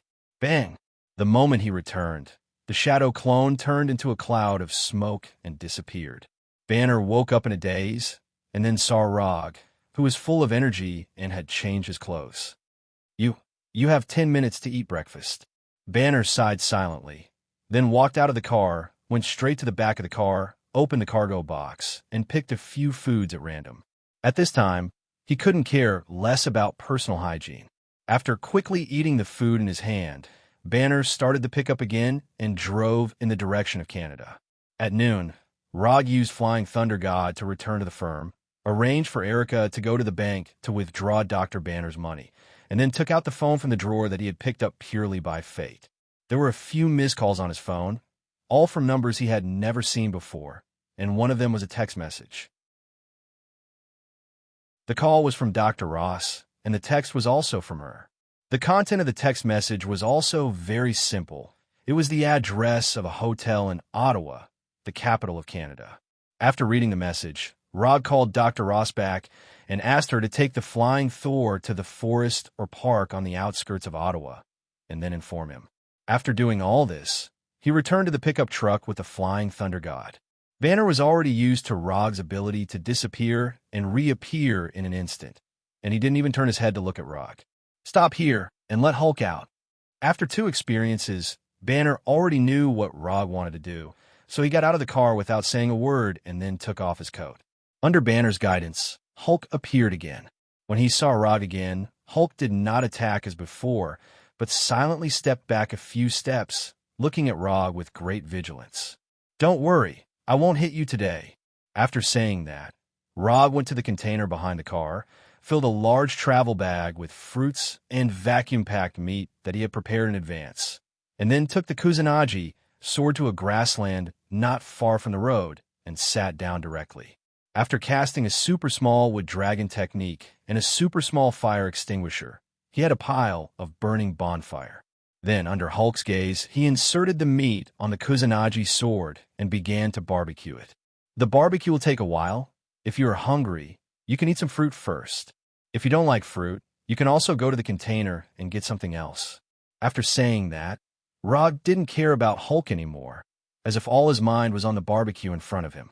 Hulk couldn't figure out what Rog was going to do, but he didn't feel the slightest malice from Rog, so he came to Rog and sat down. After a few minutes of barbecue, Rog handed the Kusanagi sword in his hand to Hulk and said calmly, "Take it, I'll go back and get something." A barbecue without seasoning is a barbecue without a soul. For this reason, he returned to New York with the Flying Thunder God, and then bought a set of family barbecue tools, seasoning, and a large box of cold beer. When he returned here, Hulk was still holding the Kusanagi sword, and the barbecue on it had obvious charred traces. "Give it to me." After taking back the Kusanagi sword, Rog took off the charred barbecue on the Kusanagi sword, then replaced it with a special barbecue tool, and began his barbecue journey again. More than 10 minutes later, he handed a grilled beef to Hulk and opened a few bottles of cold beer. "Do you want a bottle?" After hesitating for a few seconds, Hulk took the beer from Rog's hand. Compared to Hulk's huge palm, the beer bottle was as small as a toy used for playing house. "Actually, compared to Banner, I prefer to deal with you." After saying that, Rog tasted the barbecue in his hand, and the taste was not bad. Banner is too smart, and he is more like a scholar than a warrior. Of course, you're not a warrior, but at least you are better than Banner. You know how to fight. Although Hulk is not as smart as Banner, he also has his own wisdom, so he fully understands what Rog is talking about. Hulk, I don't like fighting. Hulk, I just don't want to get hurt. Hulk, you have to protect yourself. Looking at Rog in front of him, Hulk spoke out his thoughts, and, at the same time, he learned from Rog, eating the barbecue in his hand and drinking the beer. If you want to protect yourself, you need to be strong enough. Your body contains a powerful force, but you don't know how to use it. If you want to become stronger, I can teach you.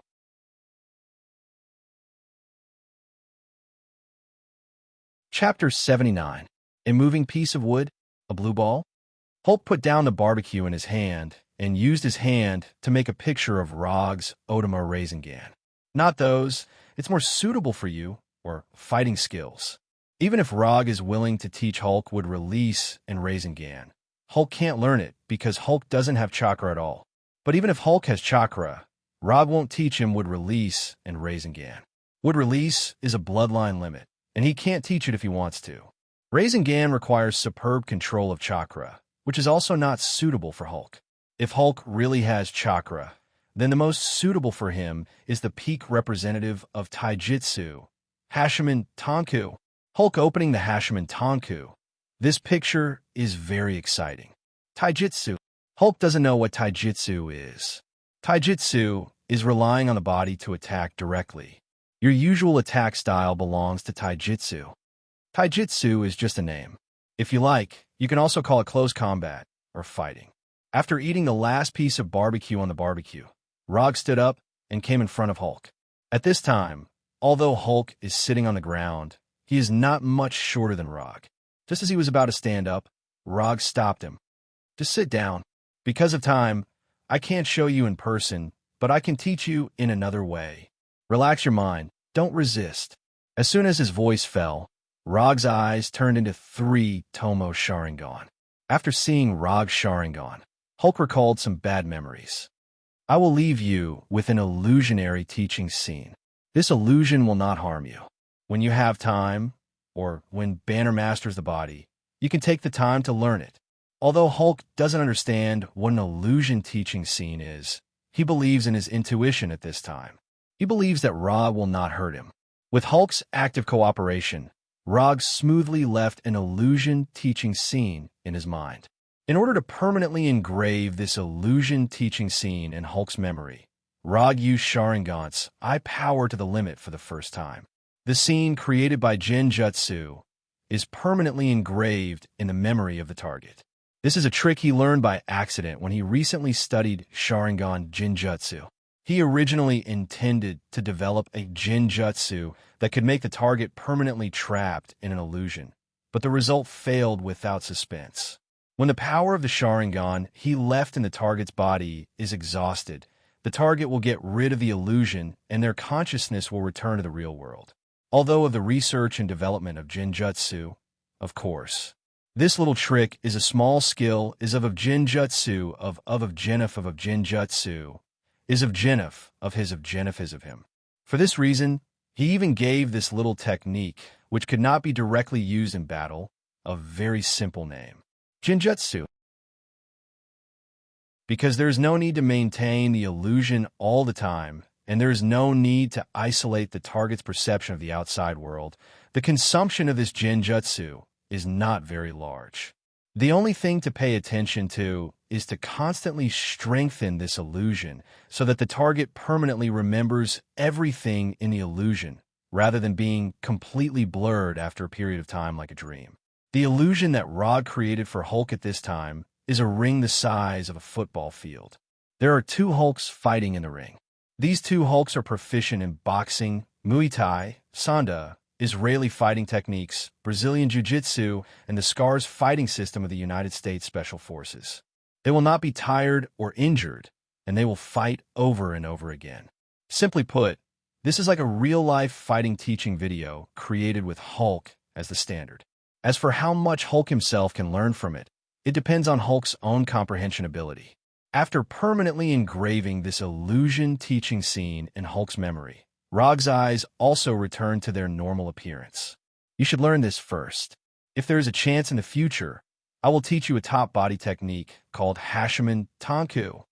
Although he said this, Rog himself still does not know Hashiman Tanku. And more importantly, he does not know how to let Hulk have chakra.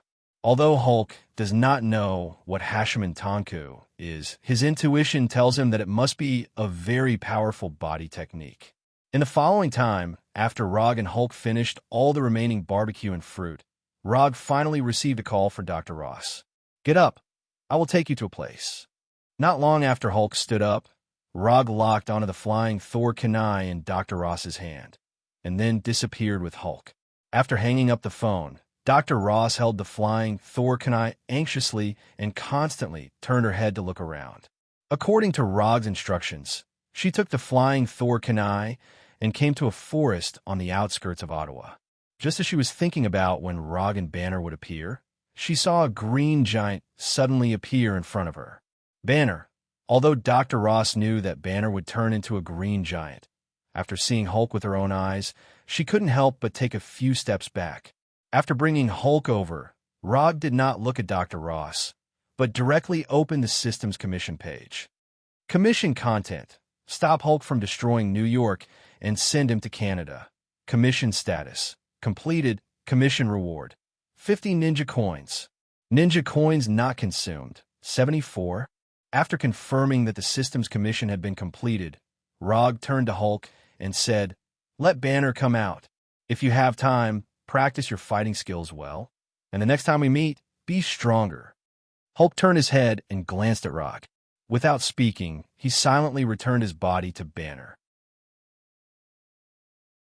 When Hulk turned back into Banner, Dr. Ross trotted over and hugged Banner, whose clothes had been completely torn. "The commission is over. You can return the kunai to me." Rog had just taken the flying Thor kunai from Dr. Ross when his cell phone rang. The caller was an unfamiliar number. After connecting, he heard Natasha's voice. "What the hell did you do? Why did another green giant appear? Wait, why are you in Canada? You were just..." Rog did not answer Natasha and hung up the phone directly. This is why he doesn't want to carry a mobile phone with him. These electronic products violate his privacy too much. Another green giant? Is it abomination? Glancing at Banner and Dr. Ross, who were hugging each other tightly, Rog coughed softly and then said silently, "S.H.I.E.L.D. is located here. If you don't want to be caught again, I suggest you leave here immediately."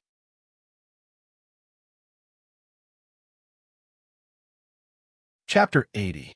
After reminding Banner and Dr. Ross, Rog left with the Flying Thunder God.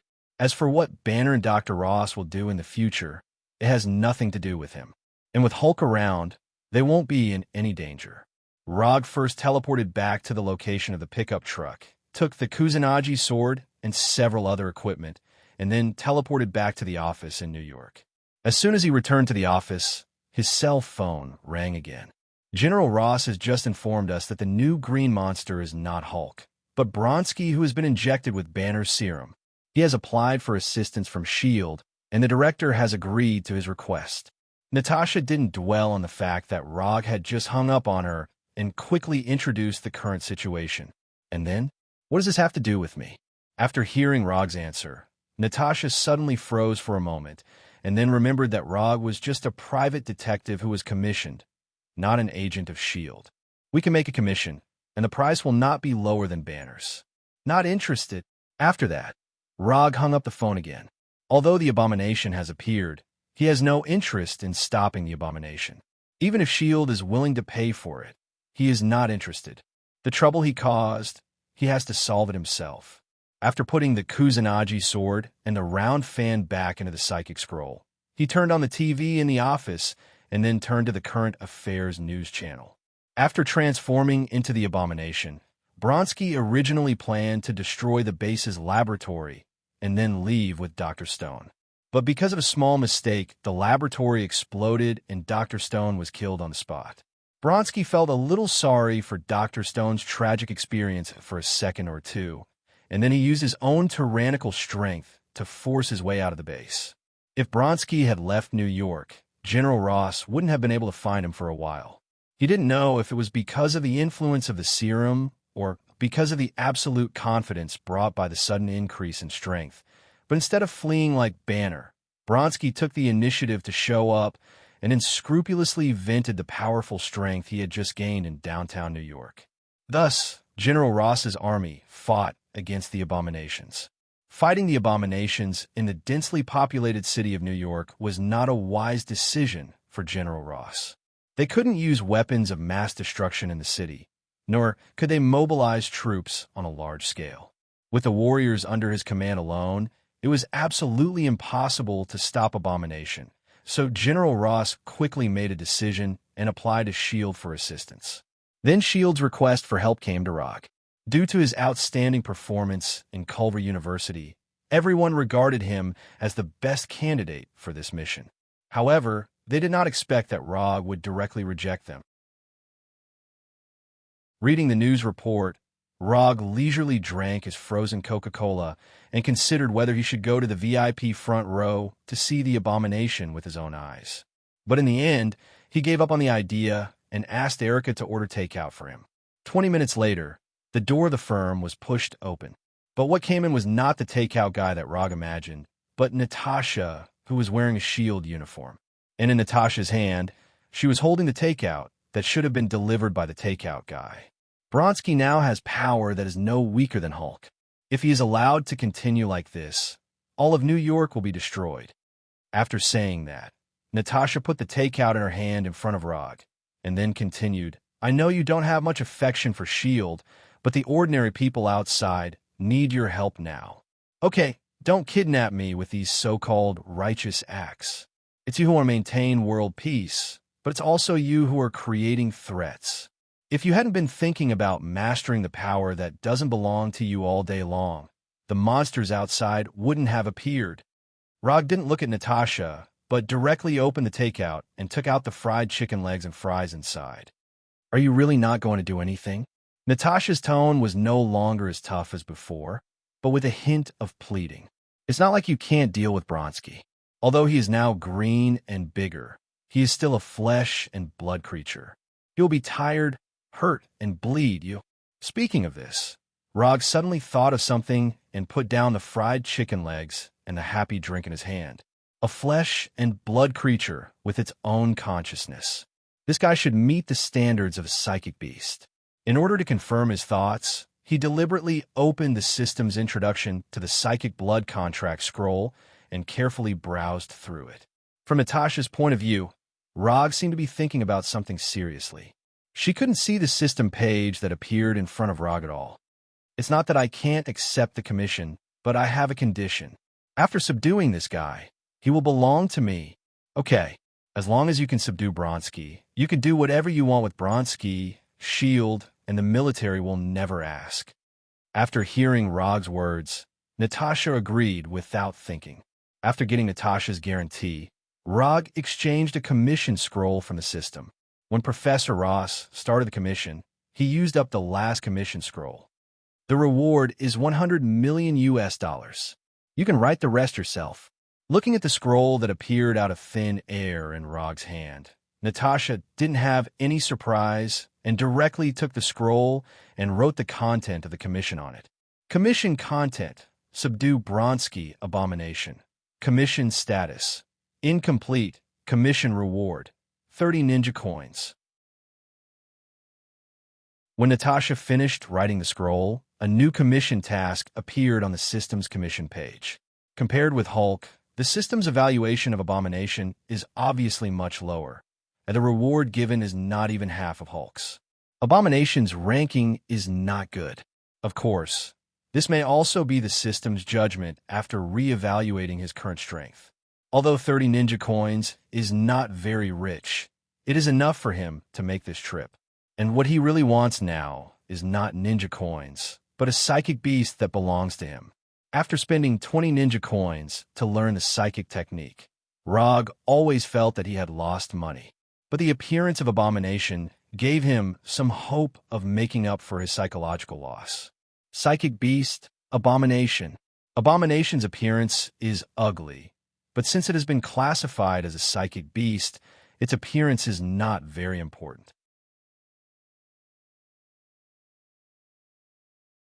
Chapter 81. I'll take this commission. You can inform S.H.I.E.L.D. to transfer the money now.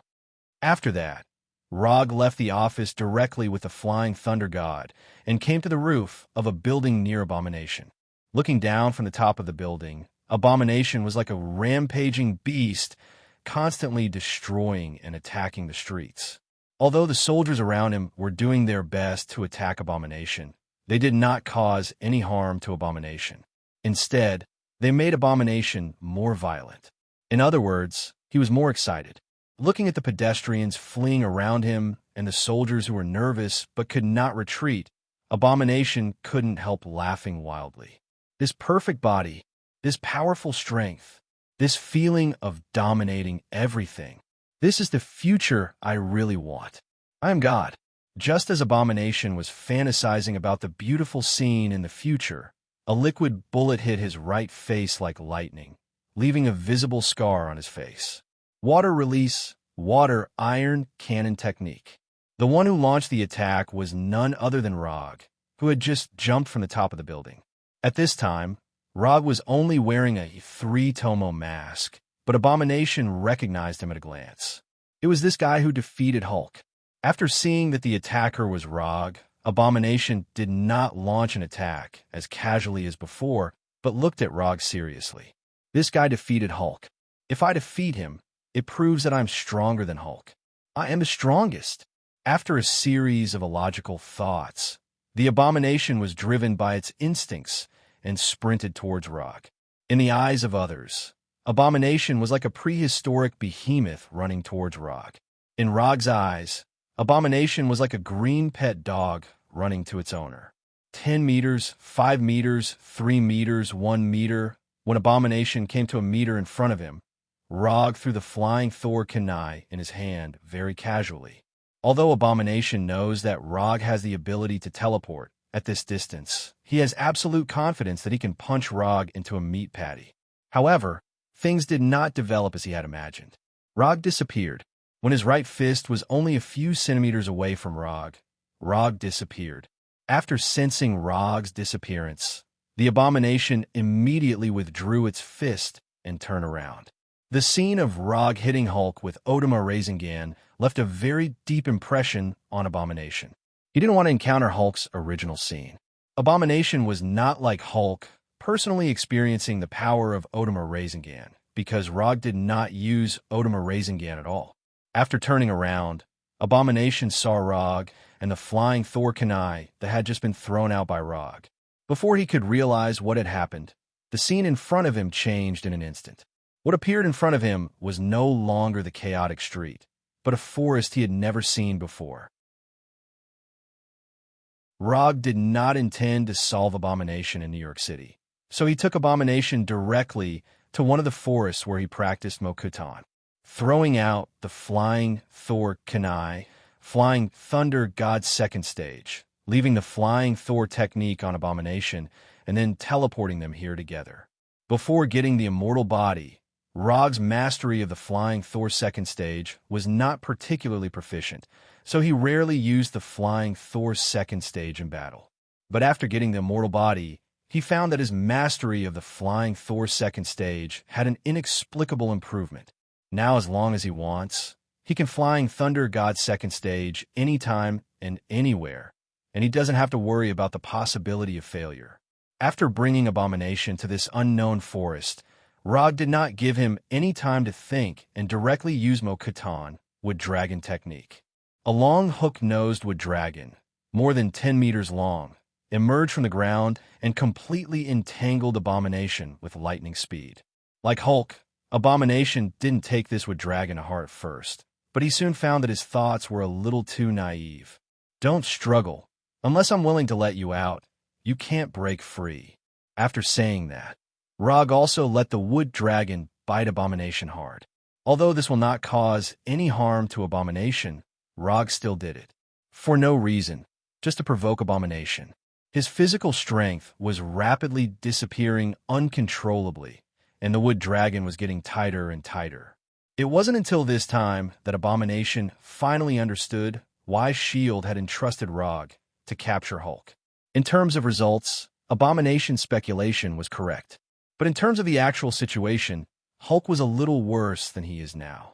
After all, what Hulk enjoyed at the beginning was not the wood dragon technique, but one Odomer Rasengan after another. I won't talk nonsense with you. I have a contract scroll here. After signing it, you will be my psychic beast. When I need you, I will summon you to come out and fight for me. In return, you will have a certain amount of freedom and will not be hunted down by S.H.I.E.L.D. and General Ross. Rog took out the psychic blood contract scroll that the system gave him last time and opened the side that needed to be signed. Sign your head. Although Abomination didn't know what a psychic beast meant, he knew very well that this blood contract must not be signed. Signing it would be worse than death. Whether you like it or not, you have to sign it today. As soon as his voice fell, Rog increased his chakra output and accelerated the speed at which the wood dragon absorbed Abomination's physical strength. It didn't take long for Abomination, who was originally active as if injected with stimulants, to become extremely weak, and his whole body exuded a dying aura.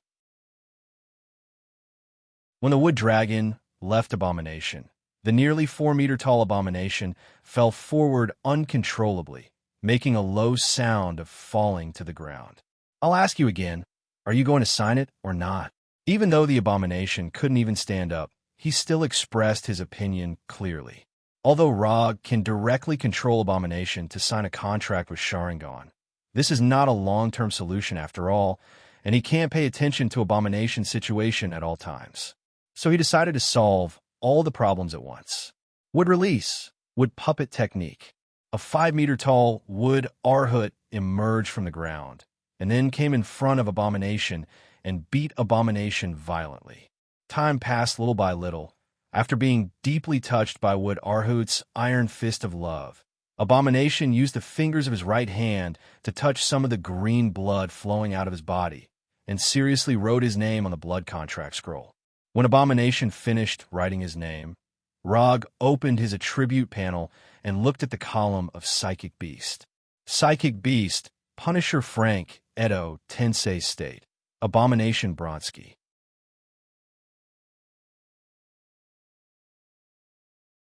Chapter 82. Looking at the information displayed in the property panel, Rog nodded with satisfaction and then said to the Abomination lying on the ground, "From now on, you are my summoned beast. Under normal circumstances, I won't restrict your freedom, but you'd better control your temper and don't make trouble everywhere. In addition, when I summon you, you'd better listen to the arrangement. Someone will come to you later, and he is also my man. As for whether you two plan to live together or live separately, it's up to you. Finally, a warm reminder, don't try to escape. If I find out, I'll let you have a good talk with Makujin and let it correct your wrong ideas."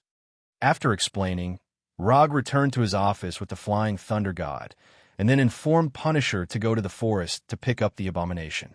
The matter with the Abomination has come to an end for the time being. As long as S.H.I.E.L.D. sends the reward, the commission will be completely completed. He now has a total of 73 ninja coins unspent. If he adds the 30 ninja coins entrusted to him, his unspent ninja coins has once again returned to the 3-digit level. With the Sage Body and the 2 accompanying would release ninjutsu, his need for ninjutsu has further decreased.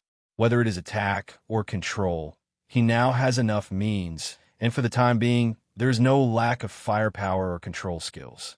After thinking about it, he opened the exchange page of the system and focused his attention on the basic ninjutsu on the first page of the exchange page. Transformation Jutsu, one of the 3 ninjutsu taught by the ninja school, the basic of the basic ninjutsu. Ninjas who don't know Transformation Jutsu are not even qualified to graduate from the ninja school. But it is such a basic ninjutsu that Rog has never exchanged. Clone Jutsu. He only exchanged for Substitute Jutsu, and he also studied Substitute Jutsu to the extent of instinct. He will definitely not exchange for Clone Jutsu. He already has Shadow Clone Jutsu, and exchanging for Clone Jutsu is purely a waste of ninja coins. Compared with Clone Jutsu, Transformation Jutsu is undoubtedly much more practical, and the future improvement may be greater. When the shape-shifting technique was unleashed to its limits, it could even cause the chakra primogenitor to reveal a flaw in an intense battle. Just as Rog was thinking about whether he should exchange for the shape-shifting technique, he received a transfer message on his phone. It was a transfer of $100 million. At the same time, when a mobile phone received the transfer information, the commission in the system became completed and the 30 ninja coins were transferred to his account. Transformation jutsu only costs 30 ninja coins, so he finally exchanged for this ninjutsu that may play a great role in the future. Transformation technique. By condensing chakra to change one's appearance, one would be able to transform into someone else. Ordinary methods would not be able to see through it. Other than turning into other people, they could also turn into animals or objects. Whether it was transforming into a human, an animal, or an object, it was only a change in appearance, not a change in essence.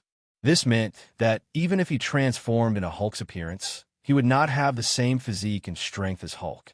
For special agents or spies, the transformation technique could be considered a rare divine skill.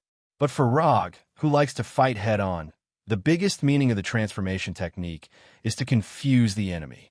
After confirming the chakra operation of the shape-shifting technique, he began his first shape-shifting technique. Bang! When the white smoke dissipated, the person sitting on the chair became Natasha, who Rog had just seen. Just by looking at the appearance, there is no problem.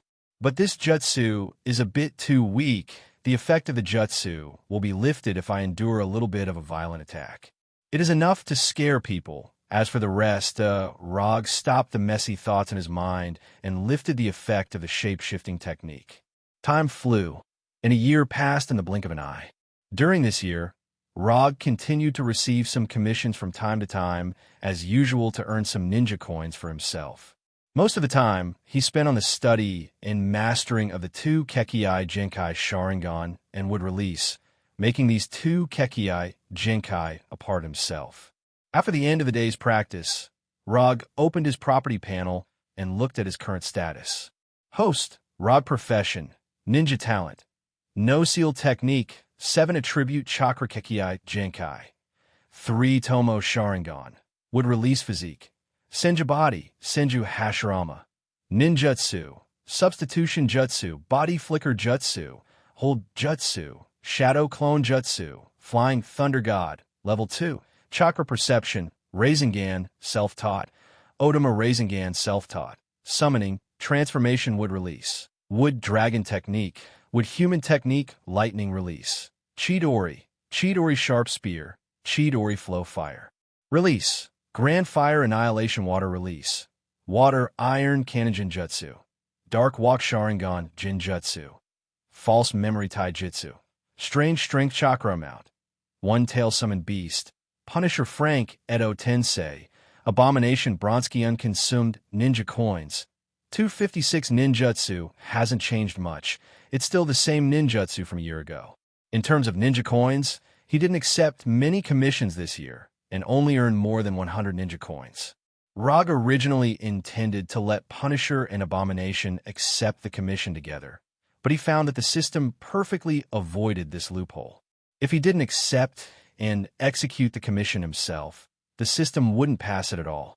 Even if he accepted the commission and arranged Punisher and Abomination to do it, the system would cancel the commission that has passed the judgment and deduct 5 ninja coins from him. After losing a few ninja coins, he decisively dispelled the idea of being lazy and honestly performed the commission himself. Among them, the biggest change is the amount of chakra he has. According to his judgment, with the Senju body, he should be able to get more than 100 calories of chakra after 1 year of practice. But he found that he somewhat underestimated the Senju body from Hashirama. In the past year, his chakra amount has successfully increased from 102 calories to 300 calories. Then, the system changed the measurement unit of chakra amount to tail. As for the current chakra amount, it's equivalent to Ichibi Shikaku's chakra amount, or Kyubi Kurama's chakra amount, or Jubi's one tail. He can't judge for the time being. The increase in chakra amount also brought another benefit. The power of the ninjutsu he can use now is far beyond the power of a year ago. In other words, he was now even stronger than before.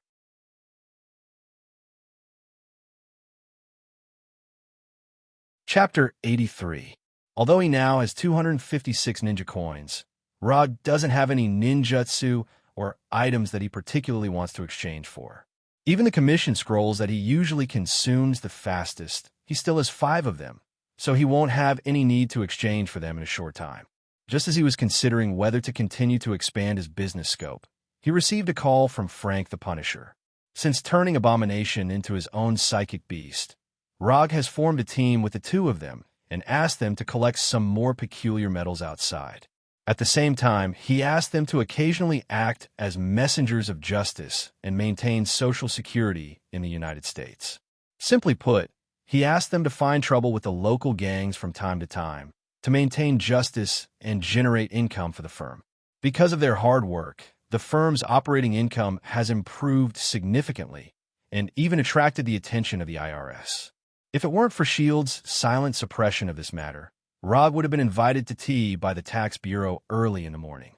Of course, in return, Rog finally had an informal meeting with S.H.I.E.L.D.'s director, Nick Fury, and reached a consensus on certain issues. "My lord, we found the hammer that fell from the sky that you were talking about.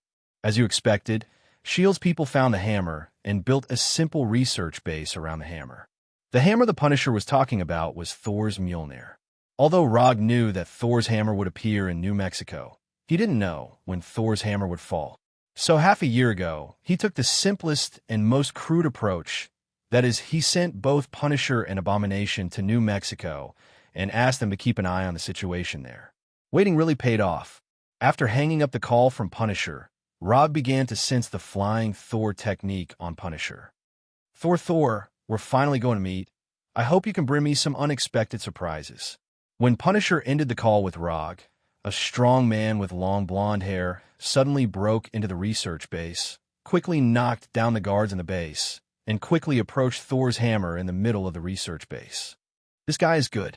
Obviously, he has received professional combat training. The guards inside can't stop him. The speaker is Abomination Bronsky, who is nearly 4 meters tall. At this time, Abomination has no previous fierce and arrogant attitude. After signing a psychic contract with Rog, Abomination escaped several times, but the results of the escape were not good. The best escape result was that he even saw the border of Canada. At that time, Abomination was trained by the combination of Wood Arhood and Wood Dragon for a whole month, and then he completely gave up. "This is S.H.I.E.L.D.'s business. We don't have to do anything. We have to make sure that the hammer is not taken away." The Punisher also noticed Thor, who was rampaging in the research base, but he didn't take Thor seriously. Although Thor showed superb combat skills, in Punisher's view, he is at the same level as S.H.I.E.L.D.'s elite agents. Without his divine power, Thor really has nothing particularly noteworthy. Not only does he not have the power of Thor, but he doesn't even have the super strength and physique that an Asgard should have. Just as Thor invaded the research base, several lightning bolts suddenly flashed in the dark night sky, followed by heavy rain. "One person go to the commanding heights. Bring a weapon." At this time, the person in charge of this research base is none other than Agent Coulson. Although Thor's invasion caught S.H.I.E.L.D. by surprise, S.H.I.E.L.D. is a professional agency after all. The entire base instantly entered a state of alert, and more agents were chasing Thor. "What's the situation?" After issuing the order, Coulson came to the command room and asked. The hammer emitted a huge amount of electromagnetic waves. The system can't record it. The equipment can barely maintain it. The interference from this thing is too great. After listening to the report, Coulson took out the walkie-talkie and said, "Barton, talk." "Sir, do you want me to stop him? Or do you want to send more people to kill him?" Barton stood in the basket of a crane and said calmly, while pulling the composite bow in his hand, "Wait for my order." Coulson did not issue an order to attack and walked quickly in Thor's current direction. After knocking down all the S.H.I.E.L.D. agents on the road, Thor finally came to the center of the research base, only a few meters away from Thor's hammer. Looking at Thor's hammer, Mjolnir, who has been with him for more than 1,000 years, a gratified smile appeared on Thor's face. "As long as I can lift Thor's hammer again, I can regain the power of Thor. I am Asgard's Thor." Just when Thor thought he was about to end the test given to him by Odin, a strong black man more than 2 meters tall suddenly appeared in front of him and then gave him a heavy punch, knocking him to the ground. "You're quite big." Thor, who was knocked down, quickly stood up and said, "But I've knocked down bigger ones." As soon as his voice fell, Thor's right fist hit the big black man in the face, and the two instantly fought. While Thor and the big black man were fighting inextricably, Rog also teleported to the front of the two Punishers. "Sir, are we going to join the battle too?" Abomination immediately asked after seeing Rog appear. Although he had been severely trained by Arhut and would dragon for a month, Abomination was still the same Abomination who was eager to fight. But before the battle, he would ask for Rog's permission. "No, I'll take care of things here. You can continue with your previous entertainment activities." The entertainment that Rog mentioned was the work of the Punishers and Abominations to generate income for the firm. For them, this is a job that will make both of them happy. Regarding Rog's arrangement, the Punishers and Abominations had no objection and left immediately. Looking at Thor, who was hugging and rolling with the big black man in the mud, Rog silently used chakra to perceive Thor's state. This seal is ridiculously strong. Thor doesn't seem to have much problem on the surface, but in his body, there is an incredibly powerful seal. This seal not only completely sealed the power of Thor in Thor's body, but it also suppressed his Asgard physique to a very low level. That feeling is like suppressing a heavyweight boxing champion with a height of more than 2 meters to the state of a newborn baby. Just when Rog was shocked by the seal in Thor's body, Thor knocked the big black man to the ground with a beautiful flying kick and then kicked the big black man hard on the head. After doing all this, Thor, covered in mud, came to Thor's hammer Mjolnir and grabbed the handle of Thor's hammer with a smile on his face. Then there was no then. Tani used both hands and all the strength of his body, but Thor's hammer remained motionless and showed no signs of moving. After trying for dozens of seconds, Tani looked incredulously at the night sky shining with lightning and roared at the sky with incomparable grief and indignation. Whether it was Coulson, Barton, or other S.H.I.E.L.D. agents, they all silently watched Thor kneeling on Thor's hammer at this time. "Okay, the show is over. Ground units assault." Looking at Thor, who seemed to have lost his soul, Coulson raised the walkie-talkie and issued new instructions. At this moment, a flying Thor kunai, shining with silver-white light, flew towards Thor's hammer like lightning. When the flying Thor kunai hit Thor's hammer, Rog appeared in an instant and held the flying Thor kunai. "Is this Thor's hammer?" Rog ignored Thor next to him and ignored Coulson, Barton, and others who were condescending and directly held the handle of Thor's hammer, and then his right hand suddenly exerted force. Kacha! Thor's hammer, which had not moved since it fell, suddenly moved.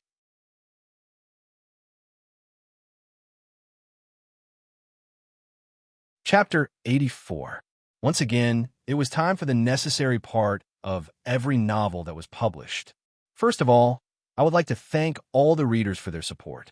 If it wasn't for all of you, this novel wouldn't have been promoted all the way to the top. It wouldn't have been able to complete the recommendation process and be published on the front page. Thank you to all the readers for your recommendation tickets, collections, comments, and gifts. I've read all the chapters and reviews you left behind. Thank you for all your suggestions. Then, I would like to thank the Mr. Longwang. Even though the recommendation results weren't ideal, he still arranged for a follow-up recommendation. This gave the novel more exposure and allowed Apprentice to complete his dream of being published on the front page. Therefore, I would like to sincerely thank Mr. Longwang. Thank you for your support and support. Finally, it was time to act pitiful. Readers who had been reading the novel should know that Apprentice wasn't acting pitiful. He was really pitiful. Every day, he would work overtime until midnight and could barely write a chapter when he got home. Therefore, he still owed all the readers 15 chapters. These 15 chapters would be repaid on the second day after the novel was published. He would finish repaying them within 10 days. Because there weren't many updates, many readers chose to read the novel first. Apprentice could understand this. After all, Apprentice did the same when he was reading the novel. However, the data on the first day of publication, which is the first subscription, has a very, very important and decisive effect on the subsequent development of a novel. Therefore, The Apprentice is here to plead with the readers. When the novel is published tomorrow, can you subscribe chapter first? Just one chapter would be enough. Really, just one chapter would be enough. The chapters after that could be taken care of slowly. However, for the first VIP chapter tomorrow, Apprentice hopes that all the readers would subscribe to it. This was very, very important. Please, due to his hand speed and his stockpile of manuscripts, The Apprentice was unable to release 10 or 100 chapters like other authors. However, he would release at least 5 chapters tomorrow, which was a 10,000-word update. He hoped that the readers would be a little happier after reading it. Currently, the book's collection data was 244. Normally, the subscription ratio would be around 10:1. However, Apprentice wasn't that ambitious. Because there were some parts that weren't written particularly well, Apprentice would be satisfied if the subscription ratio was around 15:1. As long as the average subscription exceeded 1,600, every 100 subscriptions would add a chapter. If the average subscription exceeded 2,000, the daily minimum would increase from 2 to 3 chapters. If the average order could exceed 3,000, which meant that it was a premium product, the minimum daily order would be at least 4 chapters. Although this didn't seem possible, one had to have some dreams. Perhaps this dream would come true like Infinite Tsukuyomi. Next was the reward system. For the time being, every division master would be rewarded with 1 chapter, which was 10,000 rewards plus 1 chapter. Finally, I'll sell my misery to the readers. The 24-hour subscription result was very, very, very important. Even the readers who were reading books hoped that they would be able to subscribe tomorrow. This was very, very, very important. Please, everyone, tomorrow at noon, I'll officially update the VIP chapter. Whether it's a hit or a flop, it all depends on the readers.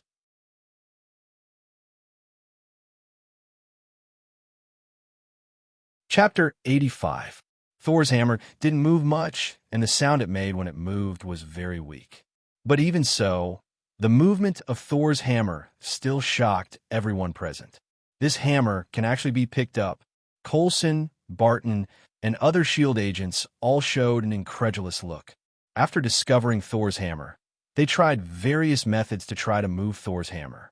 But no matter what method they used, Thor's hammer didn't show any signs of movement, as if it was connected to the whole earth. Coulson, Barton, and others just felt incredible. But as the former owner of Thor's hammer, Thor was completely shocked at this time. No one knows Thor's hammer better than him. It is precisely because of this that he was shocked by the scene in front of him. In Thor's memory, except for himself and Odin, no one can lift Thor's hammer. I have really been abandoned. Even Thor's hammer is not willing to recognize me. Thor's hammer would rather be lifted by a stranger than return to my hands? I really am. Rog didn't know what Thor was thinking in his mind, and he was also in a state of confusion. What's going on? Didn't they say that there was Odin's spell on Thor's hammer? Didn't they say that only people with a pure heart and justice can lift Thor's hammer? Didn't they say that as long as you can lift Thor's hammer, you can have Thor's power? Is there a bug in Odin's spell? Before Rog could figure out what was going on, Thor's hammer in his hand suddenly became extremely heavy, and then it fell directly to the ground with a bang. At the moment when Thor's hammer fell to the ground, a blue lightning bolt as thick as a bucket fell from the sky and directly struck Rog. Boom! The lightning directly hit the Thor's hammer on the ground, and the raging electric current created a tornado-like airflow, blowing the people around it away. When the lightning was about to hit him, Rog left the place with the flying thunder god and returned to the small hill outside the base. At this time, he was very glad that he had left a Thor Kunai here before he went to the research base. The speed of that bolt of lightning far exceeded his expectations. If he hadn't left behind the flying Thor Kunai in advance, he would have been the first person to be struck by lightning while raising the Thor's hammer. Although Rog was far away from Thor's hammer, The lightning did not seem to intend to let him go. The night sky, which was already filled with thunder and lightning, was suddenly enveloped by bolts of lightning. The entire night sky became as bright as day. Without giving Rog any time to think, the lightning in the night sky seemed to have a life of its own, attacking him one after another. Boom, boom, boom, boom. He was inexplicably struck by so many lightning bolts, and each one was thicker than the last. Rog did not hesitate and made a decision in an instant. Flying Thor.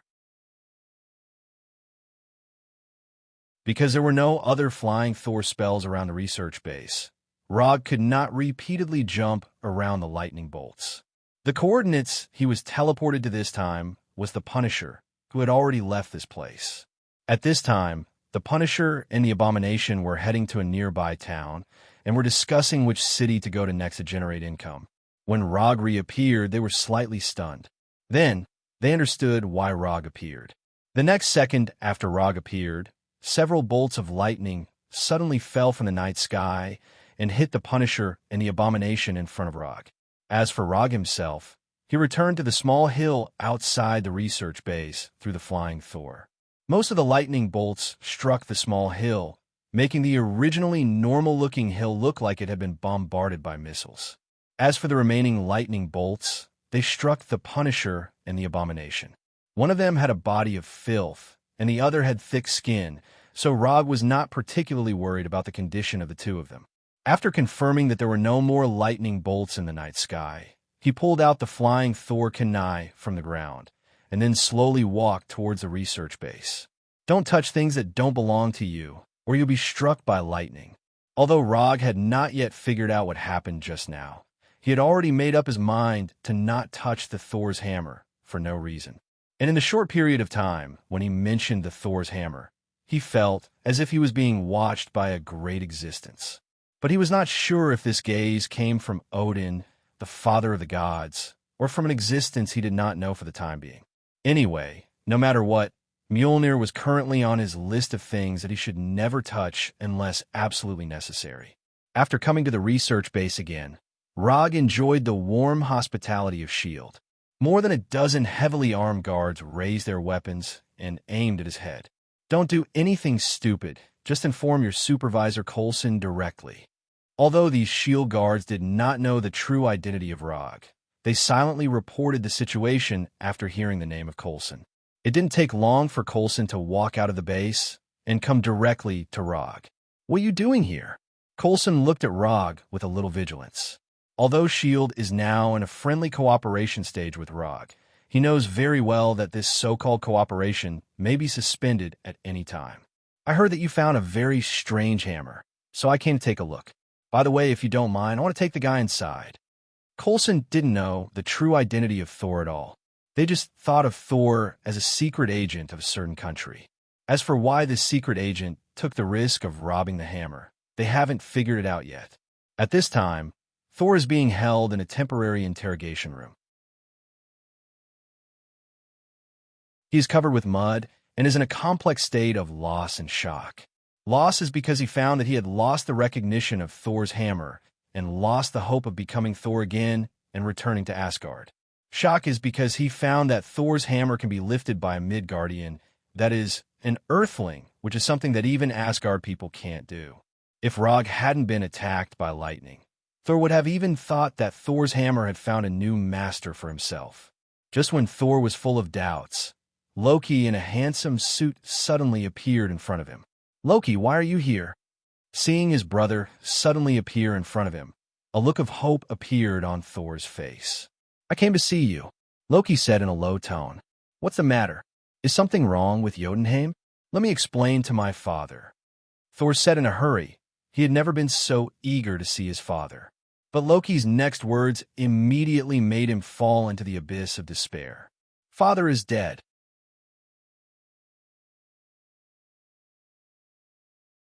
Chapter 86.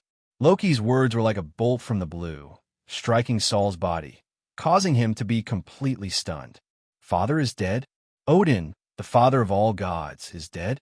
Then uncontrollable sadness and annoyance welled up in his heart. What? Thor asked in an extremely sad tone. Banishing you, coupled with the threat of war, made him unable to bear it any longer. Don't blame yourself. I know you love him. I want to tell him, but he won't listen. Listening to Loki's words, Thor couldn't help but shed tears from the corners of his eyes. Knowing that you can no longer lift Thor's hammer, but still putting Thor's hammer beside you, this is too cruel. The burden of the throne now falls on me. Then can I go home? Thor asked in a pleading tone that he had never used before. The condition of the armistice agreement is that you must be banished. Yes, but we can find a way. Mother also forbids you to go back. Although they grew up in the same family, it has to be said that in terms of IQ, Thor is suppressed by Loki. But this is also where Loki's talent lies. After all, people with too low IQ can't become the god of trickery. See you never, brother. I'm sorry. No, I'm sorry. Thank you for coming. After completely fooling Thor, Loki left the interrogation room with satisfaction and came to the vicinity of Thor's hammer. After a friendly exchange, Coulson finally agreed to let Rog take Thor away. Just as they were heading to the interrogation room, Rog saw Loki trying to lift Thor's hammer. That guy's trying to lift Thor's hammer. Aren't you going to do anything about it? At this time, Loki was in a state of magic invisibility, and the surrounding shield staff did not notice his existence at all. Which guy? Coulson followed Rog's gaze, but he saw nothing. It's that guy in a suit with black hair. Although Rog had never seen Loki before, he was 100% sure that the person who was trying to lift Thor's hammer was Loki. Forget it, there's no point in telling you. After saying that, Rog went straight to the aisle near Thor's hammer and said to Loki below, "You're Thor's brother, right? I think it's better if you don't lift Mjolnir. You'll be struck by lightning if you do." Loki didn't expect that someone would be able to see through his invisibility spell. What surprised him even more was that Rog actually knew about his identity and Thor's hammer. "Who are you?" Loki withdrew his hands and silently put them into his suit jacket, ready to pull out the dagger at any time. "My name is Rog. I'm a ninja." Ninja? What kind of occupation was this? Loki thought that Rog was a sorcerer like himself, so he could see through his invisibility spell so easily. In the eyes of Coulson and others, Rog seemed to be talking to the air at this time. But as an experienced agent, Coulson immediately reacted and quietly arranged for shield staff to scan the environment near Thor's hammer. After looking at Rog carefully, Loki didn't say a word and turned away. A strange guy came out of nowhere, and he didn't look strong at all. He was a low-level existence that didn't need to be cared about at all. Rog didn't stop Loki from leaving, but silently observed the energy around his body that couldn't be detected by the naked eye with Sharingan, and memorized the way this energy worked that he had never seen before. Is this Asgard's magic? Interesting. When Loki's figure completely disappeared, Rog turned to Coulson and said, "That guy is gone." Next, it was a routine release procedure. The only thing worth noting was that when leaving the research base, Thor silently took a notebook placed on the table. "I didn't expect you to have talent in this area." Shield staff didn't notice Thor's little move at all, allowing him to easily take away the notebook that belonged to Dr. Jane Foster. "Why can you lift Mjolnir? And why did you come to save me?" These questions I'll answer you later. What you need now is to change into clean clothes and solve your food problem by the way. More than an hour later, in a 24-hour chain restaurant in Anticapuant, Rog, Thor, and Dr. Jane Foster looked at each other and maintained a strange silence. "Who are you?" Thor took the lead to break the silence. "My name is Rog. I'm a private detective." Rog didn't say that he was a ninja, because if he said that he was a ninja, he would have to explain what a ninja was later. This would make the topic more complicated. Private detective? Obviously, whether it was a ninja or a private detective, Thor didn't understand either. You can understand it as a person who gets paid and then helps others solve their problems. Rod explained simply, "I see. It's similar to mercenaries. Although Asgard didn't have a private detective, there were mercenaries, so Thor quickly understood the profession of a private detective. Strictly speaking, private detectives and mercenaries were two completely different professions. But no one cared about these small details now. "Why can you lift Mjolnir? This is not something that Midgard people can do. You're a bit of regional discrimination. Although Asgard has a longer history, Midgard is not a backward place. And whether or not you can lift Mjolnir has nothing to do with Asgard. As long as your father's spell recognizes it, anyone can lift it. Dr. Forster, who was sitting next to Thor, looked at Thor and Rog with a confused expression. She knew every word that Thor and Rog said, but she didn't understand the meaning. My father.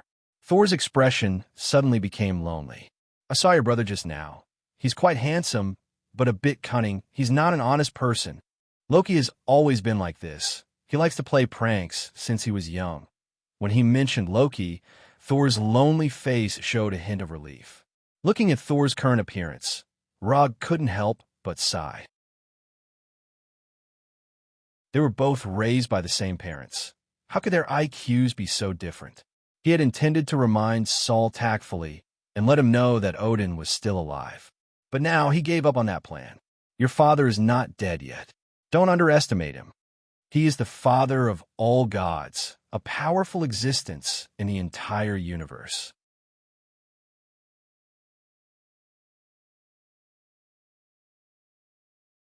Chapter 87.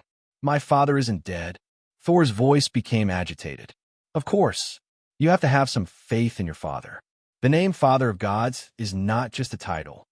Without enough strength, the others in the universe will not recognize the title of Father of Gods. Hearing this, Thor calmed down a little and began to think seriously. After eliminating some subjective thoughts, he felt more and more that Rog's words were correct. The main reason was that Loki had too many bad records, so after calming down, Thor quickly noticed the loopholes. Then how can I go back? Thor asked the question he was most concerned about. I don't know. Thor thought that Rog knew how to get him back to Asgard, but Rog's answer instantly extinguished his hope. Actually, I also want to go to Asgard. So if you find your own strength, I hope you can bring me along. The reason why Rog said so much to Thor was purely because he also wanted to go to Asgard and see a world outside of Earth. The universe is so big. I want to see it. In addition, he also wanted to go to Asgard to see a civilization that was completely different from Earth, especially when it came to combat and magic. You want to go to Asgard? That's right. Looking at Rog's serious face, Thor seriously thought about it. Bringing a Midgardian to Asgard was not in line with Asgard's rules, but it was not a particularly serious matter. After thinking seriously for a few minutes, Thor finally made a decision. If I can return to Asgard, I can bring you along. However, I have a condition. I hope you can protect the people here from harm during this period of time. Although Thor was not as smart as Loki, he had lived with Loki for more than 1,000 years after all. So after figuring out some things, he knew what Loki would do next. After losing Thor's power for a few days, he finally began to understand what Odin had often told him before, the responsibility of being a king. No problem. Not to mention just protecting the people here. Even if Thor asked him to deal with Loki, he would not refuse. After reaching an agreement with Thor, Rog left the restaurant and booked a room in the town's best hotel and paid the room fee for a week in one lump sum. Rog wanted to book a room for Thor, but after thinking of Thor's Dr. Jane Foster, he silently gave up the idea. With Thor's appearance, even if he was unfamiliar with the place and had no money, he would never live on the streets. After all, this kind of man with a strong body, handsome face, and long blonde hair was very popular with the opposite sex in this country. In the next few days, Thor stayed with Dr. Jane Foster, teaching Dr. Jane Foster about the universe, and, at the same time, trying to learn about the Earth. In the evening, Thor usually stayed with Dr. Jane Foster. During the day, he would appear beside Rog. Although he had lost the power of Thor that he was proud of, and Asgard's innate strong physique had been suppressed to the level of ordinary people, Thor did not sink because of this. It was because he was now in the weakest period of his life that he needed strength more. Although he did not have the strength of the past, Thor quickly adapted to his current state and showed the fighting qualities that a top warrior should have. That punch just now was good, as expected of Asgard's former Thor. In order to make the battle more fair, Rog did not use chakra, nor did he open Sharingan. Your fighting skills are also very good, and there are not many people in Asgard's royal guards who can have your skills. While Rog and Thor were learning from each other, Thor's friends, 3 warriors of Sengoku, and Sif came to Earth with the help of Heimdall. If possible, Sif and others would not want to go to Earth in a way that violates the king's orders. But there is no other way. Who told Loki to sit on the throne of Asgard now? The huge energy of Bifrost connecting the 2 worlds not only attracted the attention of S.H.I.E.L.D., but also Rog's attention. That thing just now should be Bifrost. It looks like someone is looking for you.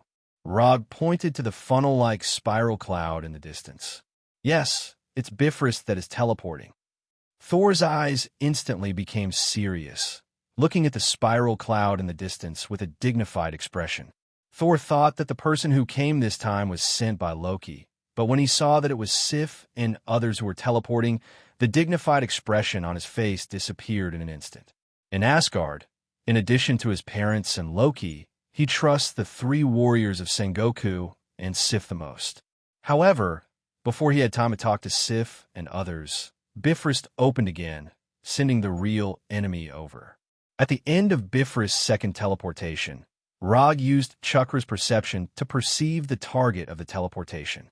This almost cheat-like energy intensity is worthy of the destroyer, specially built by Odin. Get ready for battle. The destroyer is here, Rog silently reminded Thor. When the flying dust raised by the teleportation gradually dissipated, Coulson and others, who had rushed over, finally saw the true appearance of the destroyer. Is it a robot made by Stark? I don't know. That guy wouldn't tell me anything. Coulson took the handheld loudspeaker from the S.H.I.E.L.D. agent next to him, came to the destroyer, and said loudly, "Hello. Your weapons and equipment are not registered. Please identify yourself immediately." The advancing destroyer stopped silently after hearing Coulson's words, and then opened the armor on its face.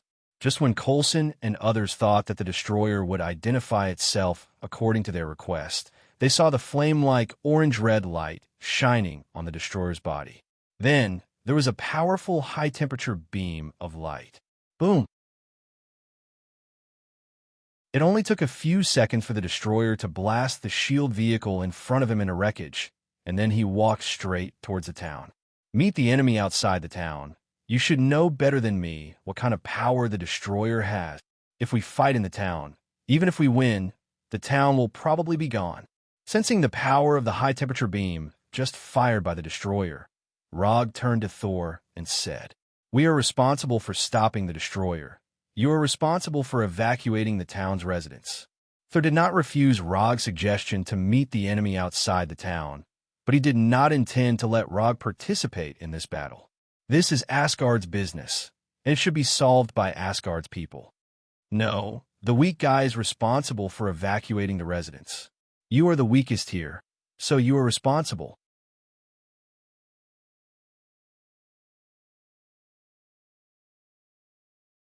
Chapter 88. The weakest guy was in charge of evacuating the town's residents. Thor had lived for more than 1,000 years, but this was the first time he had heard someone say this to him. "I like this guy, huh?" Volstagg, one of the 3 warriors of Sengoku, patted Thor on the shoulder, then put his axe on his shoulder and laughed as he walked out of the town. "Being weak is a sin. You can slowly get used to this now." Fandral, one of the 3 warriors of Sengoku, did not laugh like Volstagg, but he turned his head and gave Thor a look that said, "You know what I mean." As for Hogg, he did not say anything. He just sighed silently, then took the war hammer in his hand and followed Volstagg, who was the first to leave. Sif had wanted to fight the destroyer with the 3 warriors of Sengoku, but after seeing Thor's helpless expression, she decided to stay and evacuate the town's residents with Thor. After saying this, Rog used the body flicker technique to leave the town. He was not willing to let go of the opportunity to fight the destroyer. The destroyer was an ultimate weapon personally created by the Father of Gods, Odin. It was originally created to resist the invasion of Earth by the celestial gods. But after its creation, the most important thing the destroyer did was to guard Asgard's palace treasury. Although the destroyer had not officially fought against the celestial gods, It was enough to make people pay 120% attention to the ultimate weapon that Odin had entrusted with such a heavy responsibility, even if it did not have any dazzling achievements. The destroyer's main material was URU metal, and its energy source was Odin's divine power. This meant that the destroyer not only had an incomparably strong defense, but also had an almost inexhaustible energy. Looking at the destroyer's height of more than 6 meters and its body that was emitting a silver-white light, the first thought that came to Rog's mind was not that the destroyer was very strong, but that it should be very valuable. Just as Rog's mind was filled with thoughts that he should not have had, the destroyer opened its face armor, and then a powerful high-temperature light beam shot out. Boom! The high-temperature beam hit the ground where Rog had just stood, leaving a 3-meter-wide crater in the ground. As for Rog himself, just as the high-temperature beam was about to hit him, he used the body flicker technique to change his position. After dodging the high-temperature beam of the destroyer, Rog bit his right thumb and slapped it directly to the ground. Spirit communication technique. With his right palm as the center, a complicated psychic formation appeared on the ground, followed by 2 clouds of white smoke of different sizes. The Punisher and Abomination were summoned. The Punishers and Abominations were originally attacking a notorious gang and were about to achieve victory. However, at this critical moment, they were summoned by Rog. Ever since they became Rog's spiritual beasts, this was the first time they were summoned in battle. The Punisher did not think too much about the fact that he had summoned it out. His expression was as calm as ever. Compared to the Punisher's calm expression, the Abomination was incomparably excited. He could finally enjoy the thrill of battle. Finally, I don't have to bully those weaklings anymore. Finally, he could enjoy the battle to his heart's content. After listening to Rog's instructions, the Abomination rushed toward the destroyer without saying a word. At the same time, it let out a series of excited roars. Just as the Abomination was about to pounce on the destroyer like a hungry wolf, a dull and heavy sound suddenly came from its body. Bang! The Abomination did not realize what had happened at all. It only felt an indescribable pain in its abdomen, and then it was blasted away. Facing the menacing Abomination, the destroyer did not do much. It did not even continue to shoot the high-temperature beam. The only thing the destroyer did was to raise its right leg and kick the Abomination after the Abomination entered its attack range. Then, the Abomination was kicked away. After flying more than 100 meters, the Abomination fell from the air and slammed into the ground. The destroyer was actually so strong. Seeing the Abomination being kicked away so easily, Rog realized that he seemed to have underestimated the destroyer. If it was him who was kicked just now, Rog couldn't help but take a breath. However, he wouldn't be kicked by the destroyer like the Abomination. Only the Abomination, whose mind is full of fighting, would fight the destroyer in such a reckless way. After taking a look at the Abomination who was kicked out, Rog turned his attention back to the destroyer. Facing the destroyer, a fighting machine with almost no obvious shortcomings, it is the stupidest tactic to confront it with brute force. The Abomination has proved this very well. In that case, let's use speed to determine the outcome. Rog opened Sharingan in an instant, and then threw a flying Thor Kunai at the destroyer. Although the destroyer saw the flying Thor Kunai, it didn't take the flying Thor Kunai seriously. In its judgment, the flying Thor Kunai is the kind of weak attack that will not cause any injury, even if it is hit. Clang! The flying Thor Kunai hit the destroyer's chest without any suspense, making a crisp sound of metal collision, and then bounced away. At the moment when the flying Thor Kunai was bounced away, Rog's flying Thunder God came to the front of the destroyer and grasped the flying Thor Kunai with his left hand. Odama Rasengan. An Odama Rasengan with a diameter of 1 meter appeared in Rog's right hand, and then hit the destroyer's chest fiercely. Although the destroyer has a certain degree of self-thinking, Rog's attack is completely beyond its scope of understanding. The destroyer didn't even have time to launch a high-temperature beam before it was hit by Rog's Odama Rasengan. The twisting and tearing ability of Odama Rasengan fell completely on the destroyer, and the 6-meter-tall destroyer flew out in an irregular spiral shape. The destroyer's limbs and body were quickly twisted, as if the whole body was disrupted and then reorganized randomly. However, the destroyer that was knocked away quickly stood up again, and under Rog's gaze, the twisted limbs and body were restored to their original appearance. Is this okay? The destroyer's characteristic structure makes it immune to the damage of Otama Rasengan. Except for making it a little embarrassed, Otama Rasengan did not cause much damage to it. Otama Rasengan did not play the expected effect, and Rog did not care too much about this. He raised his hand and used another ninjutsu. Wood release. Wood dragon jutsu. The destroyer is not Abomination or Hulk, so when he used Wood dragon jutsu, he did not hold back at all. Nearly 20 meters long, the long hook-nosed Wood dragon sprang out of the ground, like a python that catches its prey, tightly entwining the 6-meter-tall destroyer.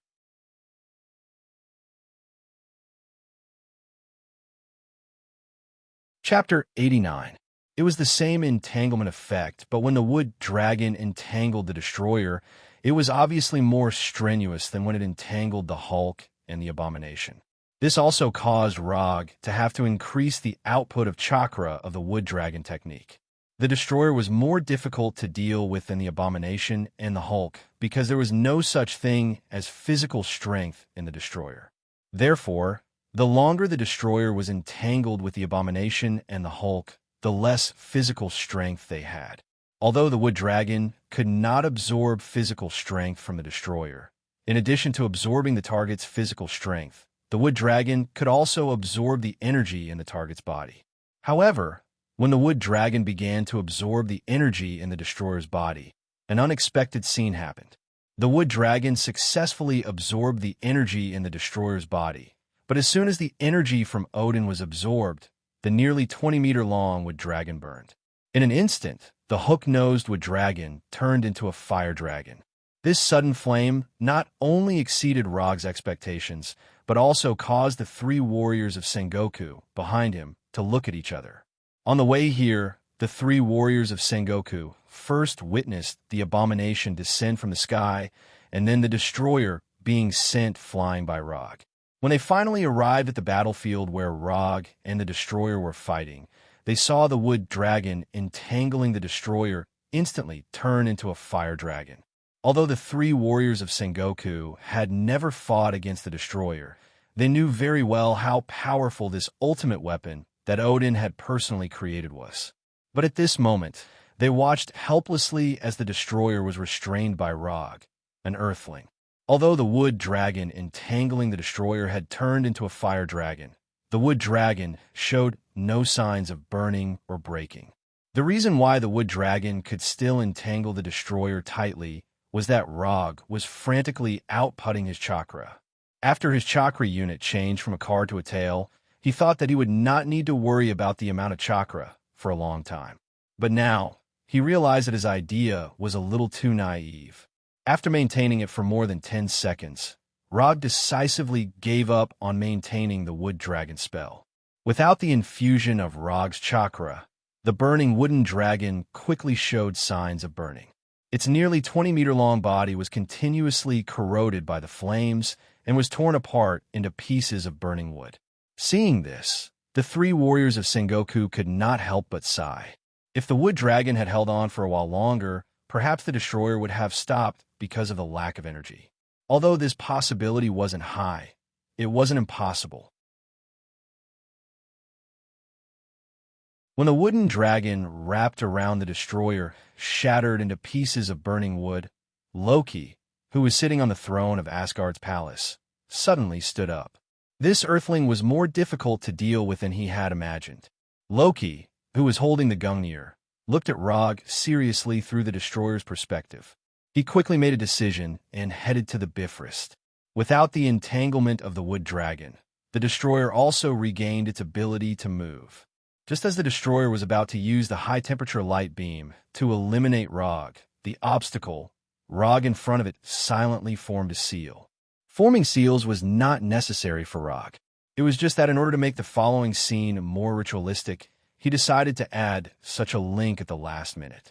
The moment Rog finished forming the seal, a huge wooden figure more than 25 meters tall crawled out of the ground like an ancient beast. Mokutan wood puppet technique. Looking at this huge wooden figure that was 4 times its height, the destroyer's self-awareness immediately made an extremely dangerous judgment. Since absorbing the energy in the destroyer's body would cause the wood dragon to catch fire, there was no need to use the wood dragon to absorb energy. If the advantage of the wood dragon spell was to control the target and absorb energy, then the advantage of the wood puppet technique was its extremely strong physical influence. Even if you have a body made of URU metal, even if you have Odin's divine power as a source of energy, today, I will definitely reform you. With a thought, the godlike wooden figure Arhut raised his fists. Boom, boom, boom, boom, boom. F***CK tactics and strategies, and F***CK combat skills. The bigger the fist is the truth. Under Rog's control, the wooden figure Arhut seemed to have transformed into a bodhisattva praising the Gatling gun of Nanwu. Its fists were like 6 big, clean pipes that were spinning 3,600 times per second. Great compassion to the world, physical conversion to my Buddha. Clearly under the scorching sun, the 3 warriors of Sengoku felt a chill from the bottom of their hearts. Is this guy really human? He must be an evil god that had transmigrated from a different dimension. How could this kind of person appear in Midgard? He should be conquering the universe, not staying in this weak chicken country where the average combat power is less than 5. At this time, Rog did not know what the 3 warriors of Sengoku were thinking. There was only one thought in his mind, and that was to blast the annoying silver-white, human-shaped self-propelled armor in front of him into the block form that metal should have. The sound of missiles exploding continued to ring out, and the ground continued to vibrate with palpitating vibrations. Coulson and the others, who had first encountered the destroyer, also rushed over at this time. Then, like the 3 warriors of Sengoku, they looked at Rog, who was emitting a light blue light all over his body, with a shocked expression. In order to maintain the tyrannical and unreasonable influence of the wooden figure Arhut, Rog almost operated his chakra to the limit. Time passed little by little, and when the 25-meter-tall wooden figure Arhut finally stopped waving his fists, what appeared in front of them was a deep circular pit with a diameter of tens of meters. As for the originally majestic destroyer, its original appearance was completely unrecognizable. Even the orange-red light in the destroyer's body that seemed to never be extinguished had completely disappeared. It's finally over. When the wooden figure Arhut stopped, the people present could not help but breathe a sigh of relief. After confirming that there were no energy fluctuations on the destroyer, Rog also ended the wooden figure technique and gasped for breath. Such an intense output of chakra made him experience what it meant to be tired after being impulsive. If it were not for the sake of maintaining his image, he would not even want to stand now. He just wanted to lie on the ground and rest. Just when everyone thought that the matter had come to an end, the hammer of Thor, more than 10 kilometers away, suddenly soared into the sky and flew toward the town at a speed faster than the speed of sound. Then, a thundercloud quickly gathered in the sky, and a giant lightning bolt more than 10 meters thick struck down fiercely, making a thunderous sound that resounded for tens of kilometers.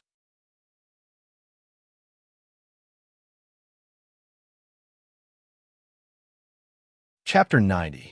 After the giant lightning bolt, a powerful aura instantly enveloped the entire town. Even Rog and the others, who were a few kilometers away from the town, could clearly feel the godlike aura. Thor had returned. Sensing the powerful aura coming from the town, Rog revealed a puzzled expression. How could he retrieve Thor's power just by evacuating the townspeople? He didn't know what had happened, but he was sure that Thor had successfully retrieved Thor's power.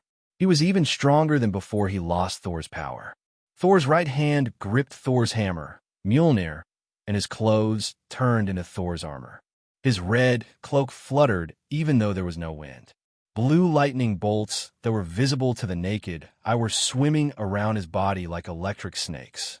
Sif and Dr. Forster couldn't help but smile when they saw Thor turn back into Thor. Sif was happy because the Thor she knew had returned. The Thor who had led them to defeat one enemy after another had returned.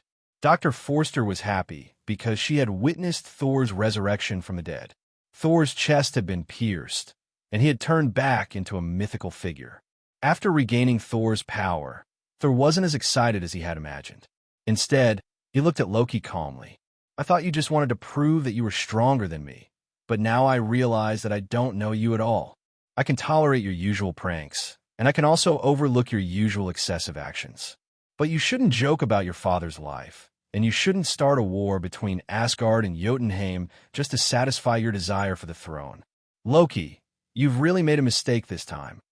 Thor didn't expect his younger brother to appear behind him and pierce his chest with a Gungnir while he was evacuating the townspeople. "I'm also the heir to the throne. I can make Asgard the ruler of the 9 realms. I can let the entire universe know of Asgard's power. I will prove to my father that I am the most suitable person to become Asgard's king.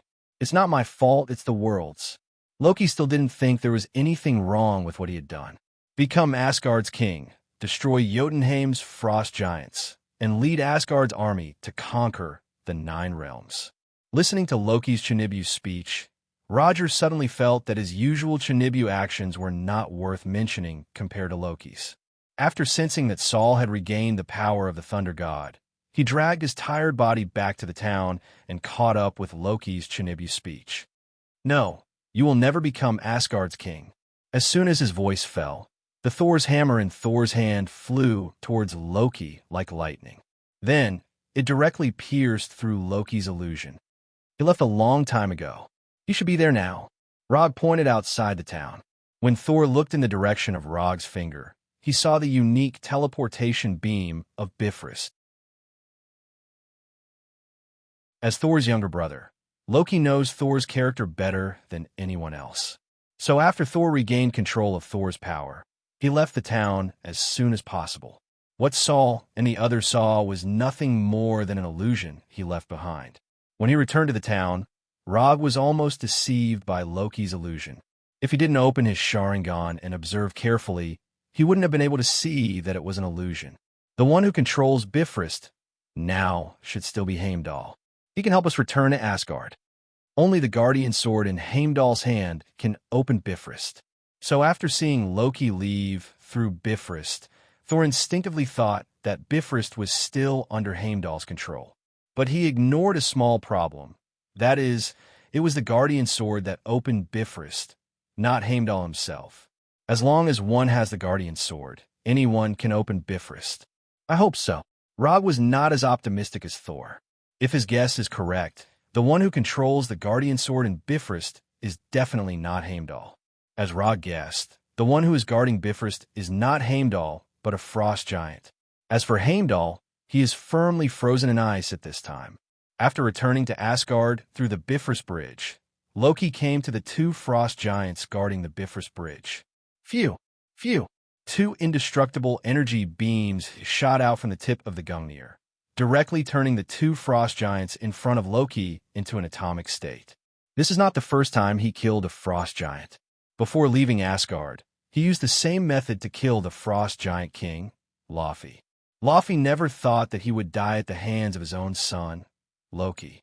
The weapon that killed him was actually the Gungnir of his old enemy, Odin. If time could go back, Laufey would never have trusted Loki so easily, even if he was his own son. After taking care of the 2 frost giants guarding Bifrost, Loki went to the control panel of Bifrost and summoned the frost giant's divine artifact, the Chest of Frost.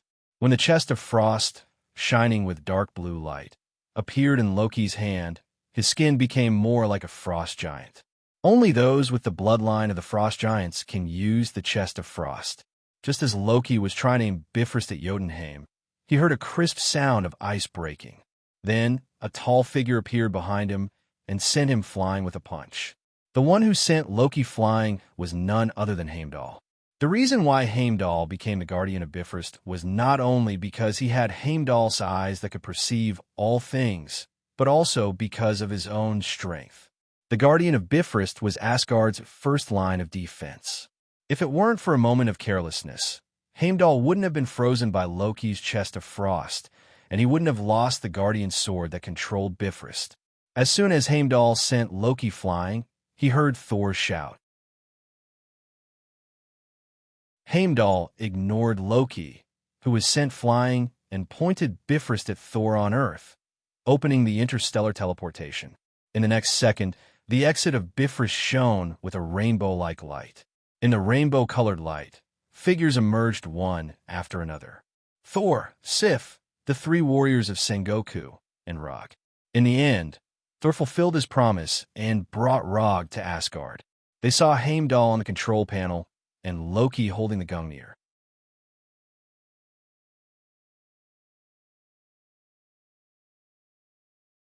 Chapter 91. Seeing Thor, Rog, and the others appear one by one, Loki's mood instantly became as cold as the chest of ice. If it was just Saul, you might not be a match for him. What's more, there was Rog next to Thor, who could defeat the Destroyer. At this time, Loki began to regret going to Earth. Why did he stop Thor from evacuating the town's residents? Stopping Thor was one thing, but why did he have to add insult to injury? If he didn't add insult to injury, all of this wouldn't have happened. Loki, surrender. Now that things had developed to this point, Thor was still unwilling to force Loki into a desperate situation. No matter what, Loki was his younger brother, a brother who had accompanied him for thousands of years. Although this brother wasn't very obedient and would turn into a snake to scare him, he still couldn't be ruthless. Surrender? Why should I surrender? I am the evil god, Asgard, and the future king of the Nine Lands. As soon as his voice fell, the chest of ice appeared in Loki's left hand. In an instant, Loki's skin turned dark blue like a frost giant, and an extremely cold aura that seemed to be able to freeze the soul gushed out from his body. The moment Loki summoned the chest of ice, Thor didn't hesitate and directly threw Thor's hammer at Loki. Thor's hammer had just flown a short distance when it was hit by the ice energy from the chest of ice. In the blink of an eye, an icicle several meters in diameter appeared in front of Thor and the others. Thor's hammer was completely frozen by the icicle. After freezing Thor's hammer, Loki didn't stop attacking. Instead, he increased the energy output of the chest of ice. Although Loki didn't like to use force to solve problems at a time like this, he didn't mind using this barbaric and violent method to get rid of all the people in front of him. As the divine artifact of the frost giants, the chest of ice had the power to freeze an entire planet. Although Loki couldn't unleash the full power of the chest of frost, it wouldn't be a problem for him to freeze Bifrost. Using the chest of frost, Loki regained control of the situation and picked up Odin's Gungnir. He held the box of frost in his left hand and the spear of eternity in his right. Under the buff of these two divine tools, Loki instantly reached the peak of his life. The Bifrost Hall wasn't very wide to begin with. After being attacked by the chest of frost, most of the area was covered in huge blocks of ice. The energy from the casket of frost and the energy from the Gungnir constantly flew across the Bifrost, forcing Thor, Rog, and the others to temporarily leave the Bifrost Hall. Originally, Loki did not expect to deal with Thor, Rog, and the others here. From beginning to end, he only had one goal: control the Bifrost and destroy Jotunheim. Although Loki was also a frost giant, he didn't have any good impression of the frost giants who were like barbarians in Jotunheim, let alone treat them as his own kind. After forcing Thor, Rog, and the others out of the Bifrost Hall, Loki first used the chest of frost to freeze the entrance of the Bifrost. Then, he went to the control panel of the Bifrost and aimed the muzzle of the Bifrost at Jotunheim. Interstellar teleportation wasn't the only function of the Bifrost. Strictly speaking, this wasn't even the main reason why the Bifrost was designed. The Bifrost was an out-and-out weapon of war. It was an ultimate weapon of war with the power to destroy a planet. When the Bifrost power was maximized, The energy beam of the Bifrost could directly penetrate an entire planet. As for the interstellar teleportation function of the Bifrost, it was only to quickly send Asgard's army to the enemy planet. Why did the Bifrost teleportation exit look like a cannon barrel? It was because the Bifrost was built according to the specifications of a war weapon. I didn't expect your brother to be more courageous than you. He destroyed an entire race just like that. How domineering. Rog didn't interfere in the battle between Thor and Loki. Even when Loki attacked him with the chest of frost and the Gungnir, he didn't have any intention of attacking Loki. The two of them had a conflict, so why should an outsider like him interfere? In the end, this was all a family conflict. Although the consequences of this family conflict were a little serious, no matter what, this was a family matter between Thor and Loki. Loki wasn't like this before. Is inheriting the throne really that important to him? Until now, Thor still couldn't understand why Loki wanted the throne so much that he didn't hesitate to sacrifice his life for it. After sighing silently, Thor began to summon Thor's hammer in the Bifrost. Under Thor's forceful summoning, the frozen Thor's hammer finally broke free from the shackles of the icicles and returned to his hand. I can't let Loki continue to make mistakes. As soon as his voice fell, Thor raised the Thor's hammer in his hand and slammed it into the Bifrost deck. The energy of the Bifrost came from Asgard, and the deck was both a passage and an energy transmission channel. As long as the deck was destroyed, the Bifrost would lose all its energy supply, and naturally, it wouldn't be able to continue shooting energy torrents to destroy Jotunheim. Are you sure you want to do this? If you destroy the bridge, you won't be able to see Dr. Forster again. Rog silently reminded Thor. After hearing Roger's words, Saul's action of smashing the bridge paused for a second before he started again. Under Thor's full attack, the solid deck began to crack. As Thor continued to attack, the cracks began to expand, spreading like a spider web. Just as Thor was desperately attacking the Bifrost deck, a golden energy beam flew out of the Bifrost and hit Thor like lightning, sending him flying. When Thor began to destroy the Bifrost deck, Loki noticed this. So he broke the ice wall at the entrance of the hall and walked out with a box of ice and the Gungnir. Before Jotunheim was destroyed, he wouldn't let anyone destroy the Bifrost. He wanted to prove to everyone that he was the most suitable person to inherit Asgard's throne. After being sent flying by Loki, Saul quickly got up and leaped high into the air. "Forgive me, Loki." Seeing Thor jump and raise the Thor's hammer in his hand, Loki instantly read Thor's thoughts. Thor's hammer finally fell on the Bifrost deck. Boom! An indescribable explosion of energy sounded, and a powerful energy storm instantly destroyed the Bifrost deck. The Bifrost was destroyed. The energy storm destroyed the Bifrost Hall, causing the Bifrost Hall, which was already on the edge of Asgard, to fall directly into the endless starry abyss.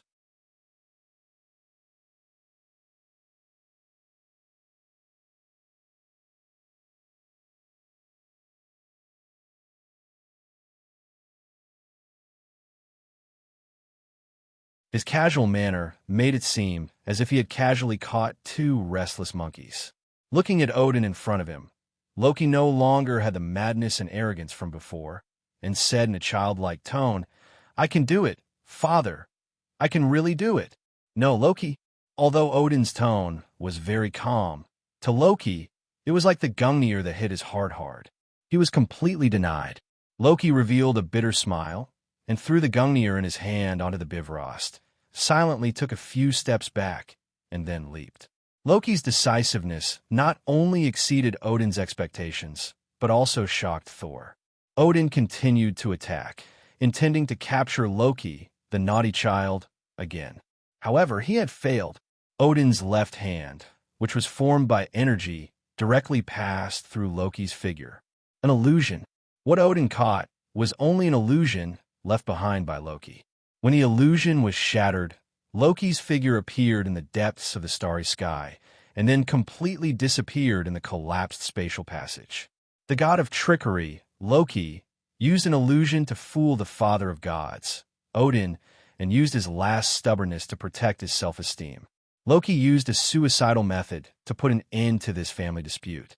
More than 10 minutes later, in the meeting hall of the Asgard Palace, Thor, Rog, Sif, the three warriors of Sengoku, and Heimdall stood in the hall without saying a word.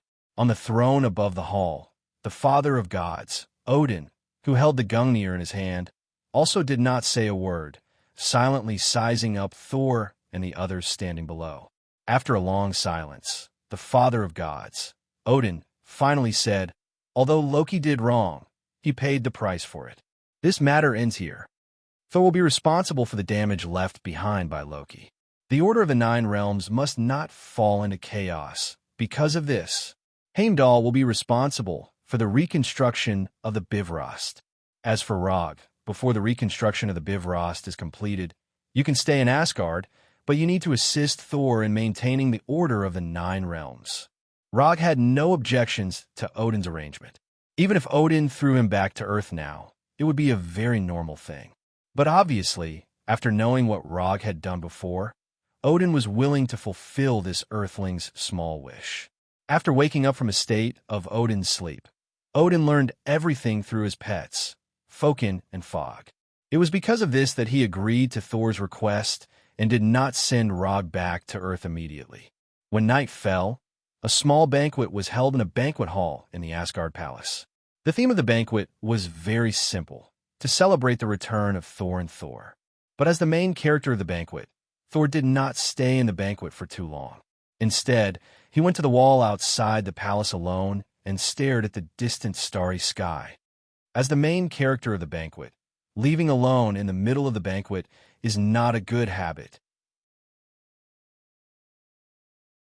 Not long after Thor arrived, Rog's voice came from above him. Like Thor, Rog stayed in the banquet for a while and sneaked out.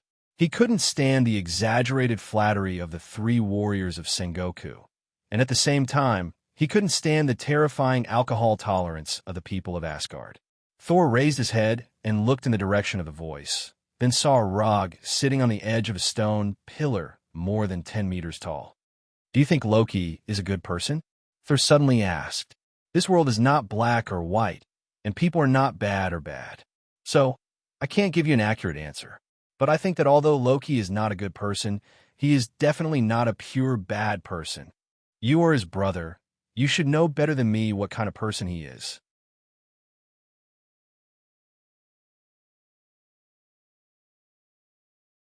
Chapter 93.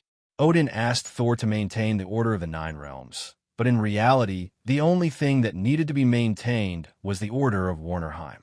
As long as Asgard was there, order would never be lost. Jotunheim, the home of the Frost Giants, was the country that suffered the most from his family dispute. However, the Frost Giant King Laufey had just died at the hands of Loki, so even if these Frost Giants had any ideas that they shouldn't have, they lacked the strength to do so. Muspelheim, the country of the Flame Giant Surtur, had the possibility of falling into chaos again, but it was only a possibility. Without the eternal fire, Surtur didn't have the strength to threaten Asgard, so he could be ignored for the time being. Midgard, or Earth, was a country blessed by the will of the universe, so it didn't need Asgard's protection. Svartalfheim, the home of the Dark Elves, was now in ruins, so it couldn't fall into chaos even if it wanted to. Alfheim, the Elven Kingdom, was a peaceful elven kingdom. Compared to fighting, the elves who stood aloof from worldly affairs preferred to grow flowers and plants. As long as you didn't provoke them, they wouldn't bother with you. As for Nidavel and Hyrule, one was the home of the dwarves, and the other was the kingdom of the dead, so they didn't need to be too concerned. Only Vanaheim, where the Vanaheim gods were located, would have the ambition that they should not have after the Bifrost was destroyed. As a Ceres archenemy, Warner Protoss had the power to contend with Asgard's army. If Asgard hadn't produced two wise kings, Bau-Er and Odin, Warner Protoss wouldn't have been suppressed by Ceres for thousands of years. The destruction of the Bifrost meant that Asgard could no longer send troops to Warnerheim as quickly as before. For Warner Protoss, who had been itching for action, this was simply a super gift from the goddess of luck. On the third day after the destruction of the Bifrost, Warner Protoss began to expel Asgard's troops. The war between Aseri and Warner Protoss reignited in Warnerheim. After receiving the urgent military information from Warnerheim's garrison, Asgard immediately entered a state of combat readiness and was ready to send troops at any time. Is there a blacksmith with better craftsmanship here who can enchant? I want to make a set of armor that suits me. According to Thor's instructions, Sif prepared a set of Asgardian armor for Loge. However, Rog didn't really like this shiny golden armor with cape. The design style of the armor had an extremely obvious Asgardian style. It was golden and shiny, bright enough to be eye-catching and flashy enough. But this wasn't a Rog's. As a ninja, how can he wear this kind of armor to the battlefield? This is simply an insult to the ninja profession. The dwarves of Nidavel are the best blacksmiths, but without the Bifrost, we can't go there right away. As for enchantment, this is an ability that only a few high-level blacksmiths have. As far as I know, only the dwarf king Eitri can do it. The father of gods and the queen also have the ability to enchant, but Sif didn't say the second half of the sentence, but Rog knew what she meant. It's better for a small character like you to not have such unrealistic fantasies. Although the father of gods, Odin, and Queen Freya had the ability to enchant equipment, it wasn't a privilege that everyone could enjoy. Even Sif herself only had a magic longsword enchanted by Odin. The enchantment isn't urgent. I have some strange metals here. If possible, I hope to use these metals to make a set of armor that suits me before we depart. As soon as his voice fell, Rog cast the summoning technique in the room and summoned the vibranium from the summoning scroll. The vibranium that was summoned was part of the 10 tons of vibranium sent by the Wakanda king T'Chaka last time. I didn't expect you to have vibranium. Sif just glanced at it casually and recognized that these black ores emitting a faint blue light were vibranium. You know about vibranium? Rog asked with some surprise. Before the vibranium meteorite fell to Earth, Asgard already had a complete set of vibranium forging methods. And in the past few hundred years, Asgard went to Wakanda many times to get vibranium. Several times, I led the team there. What was called a foundation that had been settled over time. This was it. Compared to the average lifespan of the Asgard people of 5,000 years, the lifespan of the people of Earth was much shorter. Although vibranium is strong enough, it's not the metal of choice for forging equipment. Compared to vibranium, URU metal is more suitable. For example, this gift of the Earth Goddess in my hand is made of URU metal, and it has the enchantment of the Father of Gods. Sif pulled out the long sword hanging at her waist and waved it beautifully in front of Rog. The silver-white blade was gorgeous in design and at the same time guaranteed lethality. Just by looking at it, Rog could tell that this long sword was made by a master.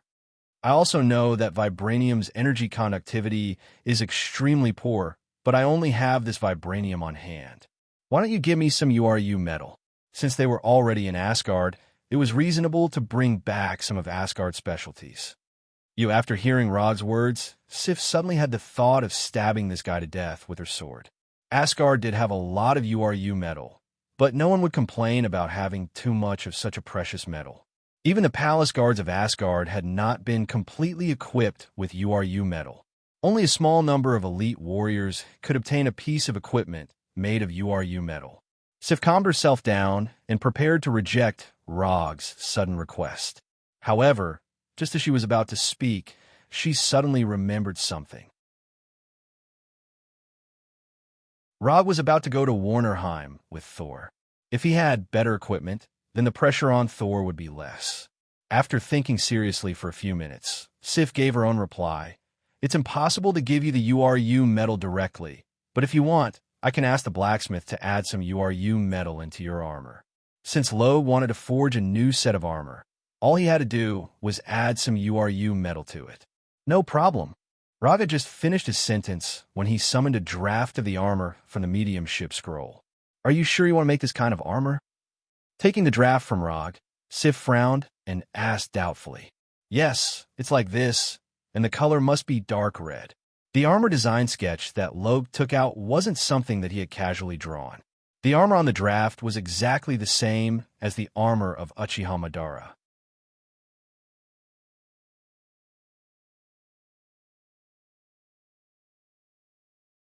Chapter 94. Under Rog's insistence, Sif took away the design sketches of the armor and the unforged vibranium ore. Because of the loss of the Bifrost, it took Asgard 3 days to build the transmission magic array to Warnerheim and complete the final preparations for the expedition. Asgard's army has already been assembled. As long as Odin gives the order, this army, which symbolizes Asgard's strength, will set foot on the land of Warnerheim and put the flag of Asgard on every piece of land in Warnerheim. Half an hour before the army set off, Rog finally got his own armor from Sif. Compared to Asgard's golden armor, which exuded nobility and magnificence everywhere, the armor in Rog's hands could be regarded as extremely simple. Moreover, such a simple set of armor made people wonder how much defensive ability this set of armor had. Although Warner Protoss has been suppressed by a Seri, it doesn't mean that Warner Protoss is weak. Looking at Rog solemnly put on this simple armor that can be made by any craftsman, Sif can't help but begin to doubt Rog's strength. There are only 2 kinds of people who dare to wear this kind of armor on the battlefield. One is a rookie who doesn't have much combat experience and doesn't know the immensity of heaven and earth. The other is a king of the battlefield who has absolute confidence in his own skills and doesn't worry about being injured at all. Judging from Rog's age, Sif thinks he is more likely to be the former. After wearing the same armor as Madara, Rog opened his 3-tomo Sharingan and summoned the Kusanagi sword and the Thunder Fan. He had blood-red eyes, dark red armor, a Kusanagi sword hanging from his waist, and an unreasonably large Thunder Fan on his back. Sif doesn't know if it's her illusion, but when Rog put on the armor and took the weapons, she suddenly felt that the man in front of her seems to have such an invincible aura. The process of going to Warnerheim is not noteworthy, and it can even be regarded as a bit boring. Groups of troops walk into the transmission array, and then when the army in front is finished, the process is repeated. Compared with the transmission of Bifrost, this method of transmission is at least several generations behind, and it doesn't have the momentum of an army at all. Looking at the Rainbow Bridge's momentum of teleporting an army over with a clattering sound, and then looking at the slow teleportation of the magic array, the two were completely incomparable. But in any case, Asgard army set off smoothly. Asgard is an army with a good tradition, so according to their customs, they first teleport the commander of the army, and then arrange for the army behind to be teleported. For this tradition of Asgard, Rog silently despised it. To put it nicely, this is called the commander taking the lead. To put it bluntly, this is to let the commander face unnecessary risks. If the enemy on the opposite side prepared an ambush in advance, or this transmission is completely a trap, then when all the troops of Asgard are teleported, they will see the cold corpse of the commander. It's no wonder that every king of Asgard is strong, because those who are not strong have been killed by Asgard tradition. Along with Thor, Rog, and the 3 warriors of Sengoku were also teleported. As for Sif, she is not on the list of this expedition. The reason was simple. Queen Frigga had personally struck her name off the list of expeditionary troops. When the colorful transmission light in front of them disappeared, the first thing Rog and the others saw was an Asgard camp that was about to collapse. There are corpses everywhere in the camp, and energy beams and arrows are flying around the camp like headless flies. After seeing Thor's figure, the Asgard officer in charge of the camp immediately greeted him and reported the current situation to Thor. After listening to the officer's report, Thor didn't give any specific orders. He simply said that he understood, then waved Thor's hammer and flew out. The 3 warriors of Sengoku were already used to Thor's actions and immediately rushed out with their weapons. When the Asgard soldiers around him rushed towards the Warner Protoss army like hungry wolves, Rog walked out of the transmission circle unhurriedly. It's finally going to start. At first, Rog's speed was just a normal walking speed, but in a few breaths, his speed began to increase. In the end, the Asgard soldiers only saw a red figure flash by. Rog didn't pull out the Kusanagi sword at his waist, nor did he touch the thunder fan behind him. At this time, he wanted to pay his respects to his idol. One man against an army. Thor in the air was about to swing Thor's hammer and descend from the sky. Then, he saw a scene he had never seen before. Thor thought his fighting style was wild enough, but now, he knew what it meant to be bold on the battlefield. Rog, like a red lightning, came in front of a Warner Protoss soldier. Then, with a flash of his sword, the Warner Protoss soldier fell back, and bright red blood spurted out from his neck. Rog didn't use the Kusanagi sword. He just took the Warner Protoss soldier's long sword, and then used the long sword to end the life of the Warner Protoss soldier. After casually killing the soldier, Rog didn't stop his footsteps. He turned sideways and directly came in front of the other 3 Warner Protoss soldiers. Chi! Chi! Chi! The 3 Warner Protoss soldiers didn't realize what happened at all. The last scene that appeared in their eyes was a beautiful and fatal arc. In the blink of an eye, Rog had already killed 4 enemies. After killing the 3 Warner Protoss soldiers, Rog released his right hand that was holding the sword and grasped the spear in the hands of one of the Warner Protoss soldiers. Stab, stab, entangle, point, pull an inconspicuous spear in Rog's hand, as if it had a life of its own, constantly attacked the surrounding Warner Protoss soldiers. Rog was like a battlefield harvester, quickly reaping the lives of the Warner Protoss soldiers. Attracting attention on the battlefield wasn't a wise decision, but this was the effect he wanted. More and more Warner Protoss soldiers rushed towards him. At this time, he threw the spear in his hand. After the spear pierced through the 3 enemies in front, it finally stopped. Rog didn't pay attention to the spear because now he had a new weapon. One by one, the Warner Protoss soldiers rushed up, trying to completely surround him and then cut down the guy who was rampaging on the battlefield. But no matter how many soldiers rushed up, Rog's pace wasn't affected at all.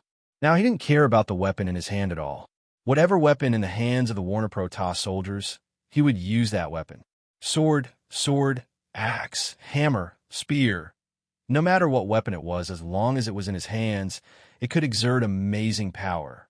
As more and more enemies besieged him, his Sharingan also turned faster and faster.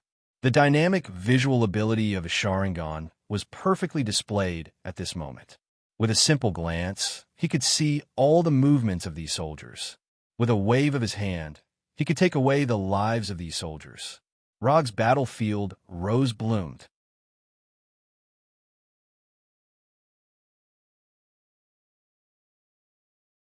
Chapter 95. The crazy Rog not only attracted the attention of the Warner Protoss soldiers, but also shocked the Asgard soldiers. When they knew that Rog was an Earthling, the Asgard soldiers couldn't help but look down on him. An Earthling with a short lifespan, a weak physique, and an underdeveloped technology couldn't be a strong person. If it weren't for the 3 warriors of Sengoku maintaining their respect for Rog, the Asgard soldiers would have completely ignored Rog. Although Thor had sparred with Rog before, after seeing the scene in front of him, he suddenly felt that he didn't seem to understand Rog's strength at all. On the entire battlefield, except for the 3 warriors of Sengoku who had witnessed Rog violently beating up the destroyer, everyone else showed an expression of disbelief. Compared to the scene of Rog controlling the more than 20 meters tall wooden Arhut Orla destroyer, this scene in front of them was just child's play. The Asgard soldiers were now very happy because they found that they actually had such a strong person on their side. The Warner Protoss soldiers were now in despair. They even felt that they weren't facing a human, but a Grim Reaper disguised as a human. Rog's massacre still continued, and under his stimulation, the Asgard soldiers also displayed strength that exceeded their usual. One by one, they excitedly rushed towards the Warner Protoss soldiers. The battlefield began to boil. Blood splattered everywhere, and life and death were only separated by a fine line. At this time, the battlefield was like the boundary between the underworld and the human world. The left foot died, the right foot survived. The commander of the Vanir celestial race took a deep breath as he watched Rog slaughtering his own warriors like chopping vegetables and melons. Then he issued a slightly cruel order. They used all their firepower to completely annihilate Rog, who was as dazzling as the god of death. Although Rog was surrounded by a large number of soldiers compared to killing Rog, the death of these soldiers was completely negligible. Because even if they didn't do so, these soldiers would eventually die in the hands of Rog. Although Asari and Warner Protoss both highly advocated individual bravery, this did not mean that their weapons of war would remain in the era of cold weapons. Following the command of the Warner Protoss commander, a squad of artillery soldiers carrying energy cannons quickly arrived on the battlefield, and then aimed the cannons with a diameter of more than 10 centimeters at the constantly dancing Rog. Rog discovered the existence of the artillery squad as soon as they were in formation. Boom, boom, boom, boom. One energy cannonball after another fell from the sky like raindrops, instantly enveloping the area where Rog was. Explosions rang out continuously, and balls of colorful energy storms attacked everyone in the surroundings, regardless of whether they were friend or foe. The moment these artillery soldiers opened fire, Rog used body flicker to leave the battlefield, avoiding the raindrops of cannonballs. When the dust raised by the explosion dissipated, what appeared in front of everyone was a field of Warner Protoss soldiers falling down like wheat. Since Warner Protoss used energy weapons, Rog naturally wouldn't be polite to them. Rog put his hands together, straightened his thumbs, and formed a hand seal. Fire release. Grand fire annihilation. A flame only as thick as a finger spewed out from Rog's mouth. Then the flame suddenly grew and instantly expanded into a flame wave like the sea. In the blink of an eye, the flame wave arrived in front of the Warner Protoss army and completely devoured them like an ancient beast. The flame wave only lasted for less than 10 seconds before completely dissipating. Then the Asgard people, including Thor, saw a scene like a Vichy hell. The Warner Protoss soldiers who were attacked by Grand Fire Annihilation still maintained their last movements before death. In the form of charred black corpses, they maintained the appearance of escaping, struggling, unwilling, and suffering. Wherever the flame passed, it was all scorched earth. Those who were attacked by the flame were all dead. Even Thor, who had been on the battlefield for a long time, couldn't help but suck in a breath of cold air after seeing the scene in front of him. The originally noisy battlefield suddenly fell into a strange silence. After increasing the amount of chakra to 1 tael, this was the first time Rog used Grand Fire Annihilation. From a situation on the scene, the increase in chakra not only increased the attack range of Grand Fire Annihilation, but also significantly increased the temperature of the flame. After clearing the Warner Protoss army in front of him, Rog pulled out the Kusanagi sword from his waist and rushed toward the Warner Protoss army on the other side. The first battle of the Asgard army finally ended with Rog's brilliant performance. According to the post-battle statistics, the Warner Divine race had lost 2,000 men in this battle, including 200 of the Warner Divine race's trump card bloodshed warriors. When Rog wiped off the blood on his Kusanagi sword and returned to Asgard's camp, all the Asgard soldiers he met on the way silently took a step back and slightly bowed to him, who said that Earthlings can't fight. When Earthlings go crazy, they are crazier than Asgard's craziest four-clawed devil beast.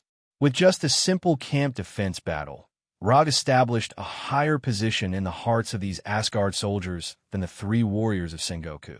The bigger the fist, not only is the truth, but it is also the best way to gain respect.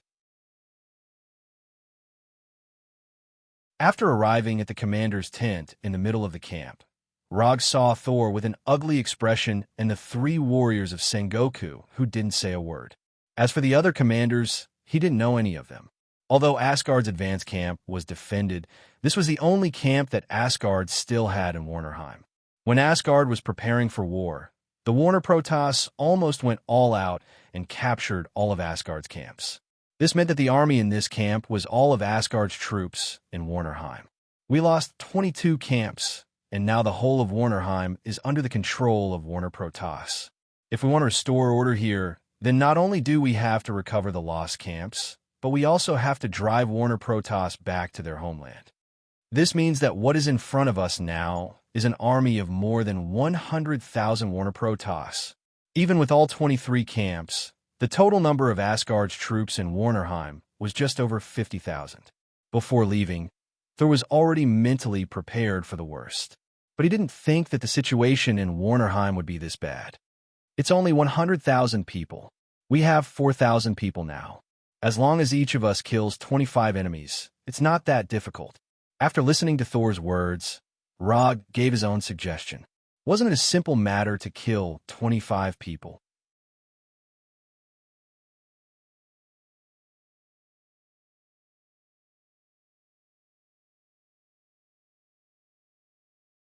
Comparing the style of the goddess of death to Thor's current request, the difference between the two was like the difference between a cold-blooded tyrant and a kind king.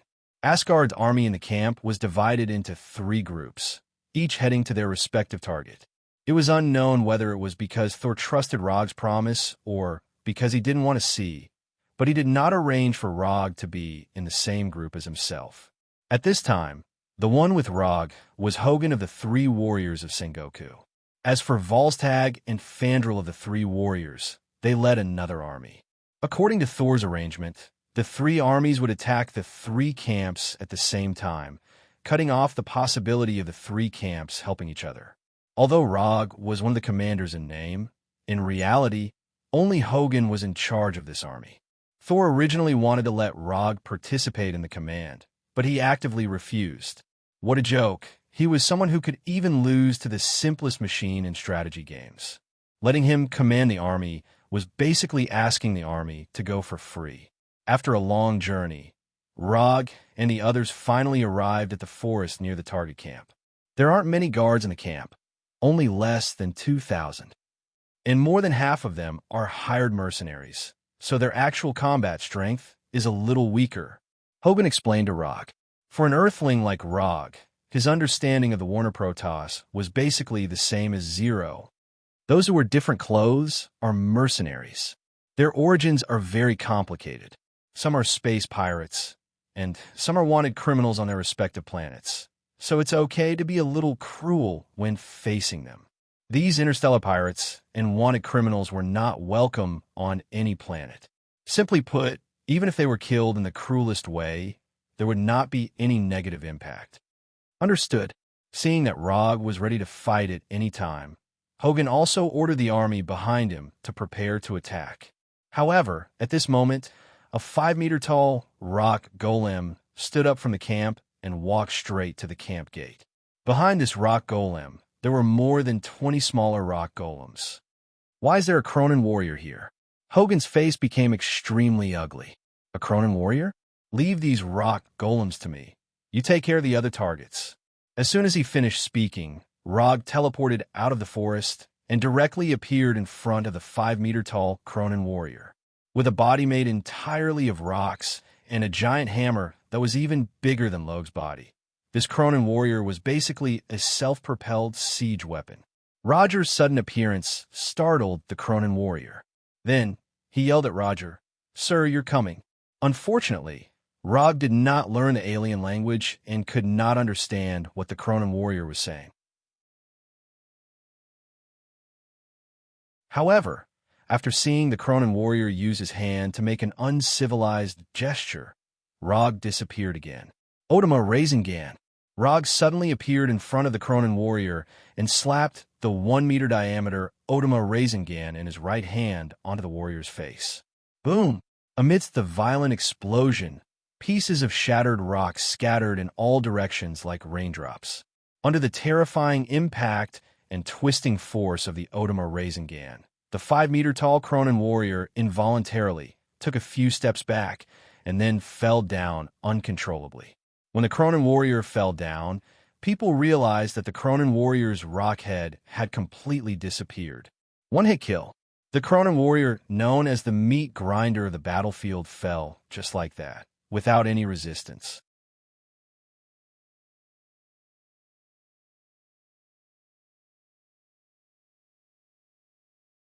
Chapter 97. The Cronin warrior, who was famous for his defense, actually got his head blown off in one hit. And the one who got his head blown off was a Cronin warrior who was more than 5 meters tall and had the potential to become a lord.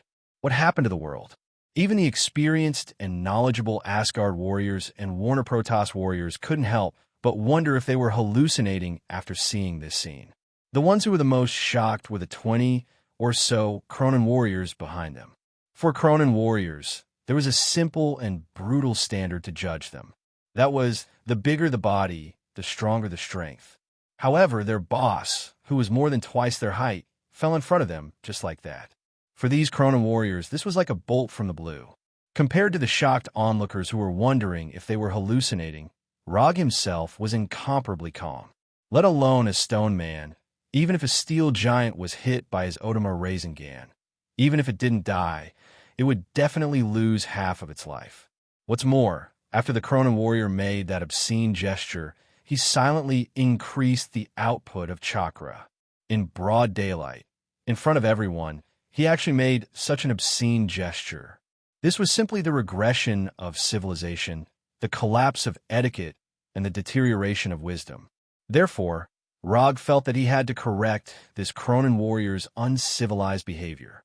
After dealing with the Cronin warrior, Rog's gaze landed on the 20 little Cronin warriors behind. Although they were little Cronin warriors, that was only in comparison to the Cronin warriors that had fallen. These little Cronin warriors were still in a state of shock. Each one of them was more than 2 meters tall and had arms thicker than Rog's thighs. Squeak! While these Cronin warriors were still in shock from the death of their boss, they heard a sound that sounded like 1,000 birds chirping at the same time. Following the sound, they saw Rog holding the Kusanagi sword and the light blue electric current visible to the naked eye. Kusanagi sword, Chidori blade. Rog didn't give these Cronin warriors too much time to react. When these Cronin warriors looked at him, his figure suddenly disappeared. Then there was the sound of stones cracking one after another. These cracking sounds were crisp, short, and cruel. In front of the Chidori blade that could easily cut through steel, the defense that these Cronin warriors were so proud of was like paper. As the Kusanagi swords continued to slash their bodies, a smooth cut appeared on their rocky bodies. Then, under the influence of gravity, their stone bodies were split in half and fell heavily to the ground.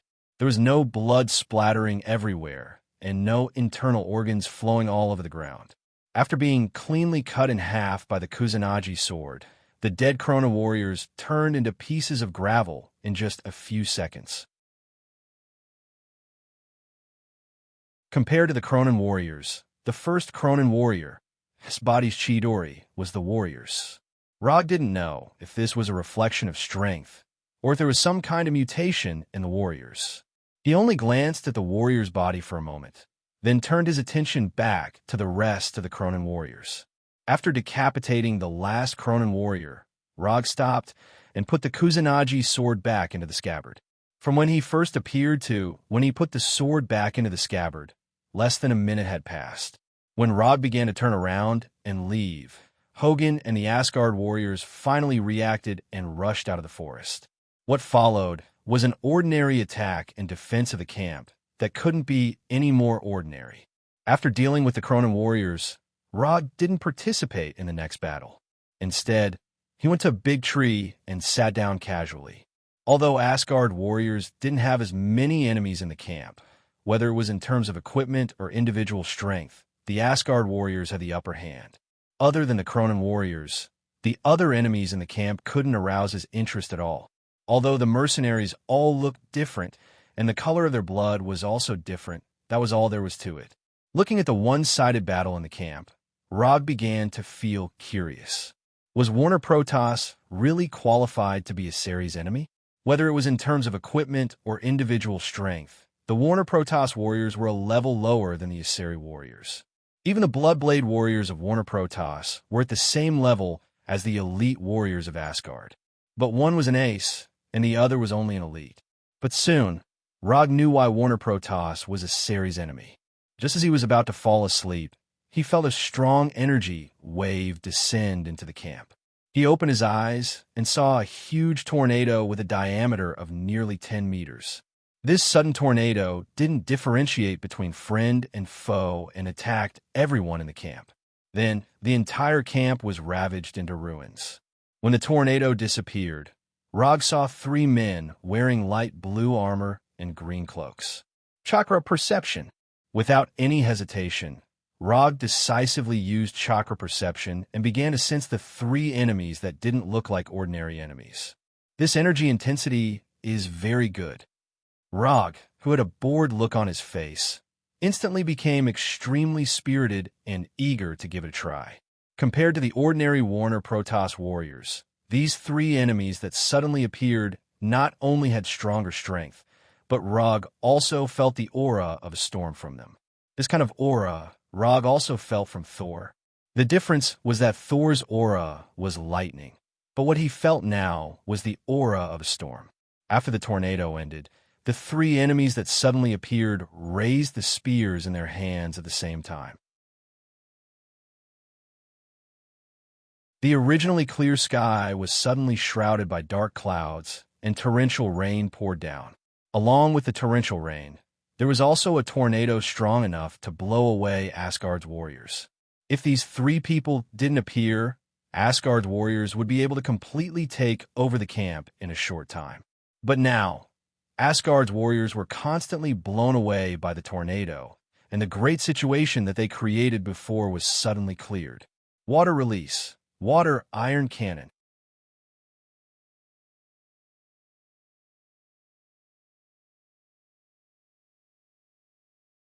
Chapter 98. Amidst the storm, the liquid bullets fired by the iron water cannon technique were inconspicuous and didn't attract any attention. However, in the next second, the enemy in the middle was sent flying, and the light blue spear in his hand was also thrown to the side. The moment the enemy was sent flying, the storm that was like a natural disaster instantly disappeared, as if everything that happened just now was just an illusion. Looking at the enemy that was sent flying, Rog slightly frowned. He had originally thought that this liquid bullet would be able to take the enemy's life and complete a surprise kill. But in the end, the liquid bullet fired by the iron water cannon technique sent the enemy flying, and then left a fist-sized dent in his chest armor. The iron water cannon technique, known for its penetrative power, was blocked just like that. After the storm stopped, Hogg led the Asgard warriors out of the camp and quickly came to Rog's side. These are the 3 Storm Brothers of Warner Protoss. From left to right, they are Fry, Ford, and Freya. They are the descendants of Njord. They control the power of the storm, and the 3 of them are extremely good at fighting together. They are famous among the Warner Protoss. Hogan briefly introduced the 3 Storm Brothers. Then what's the situation now? When Hogan led the Asgard warriors out of the camp, the 3 Storm Brothers also reorganized their team. But they didn't let the Warner Protoss warriors launch an attack. Instead, they let the team stay in front of the camp's gate. King against king, general against general. It seems that they intend to use the method of battle formation to determine the outcome of this battle. Although Rog didn't experience the so-called battle formation, after seeing the 3 Storm Brothers take the initiative to walk in front of the battle formation, he immediately understood the meaning of battle formation, using the result of the battle between the 2 generals to determine the outcome of the battle. This kind of battle formation was not uncommon on Earth. From the development of Earth civilization, this kind of battle formation might have been passed down to Earth by Asgard.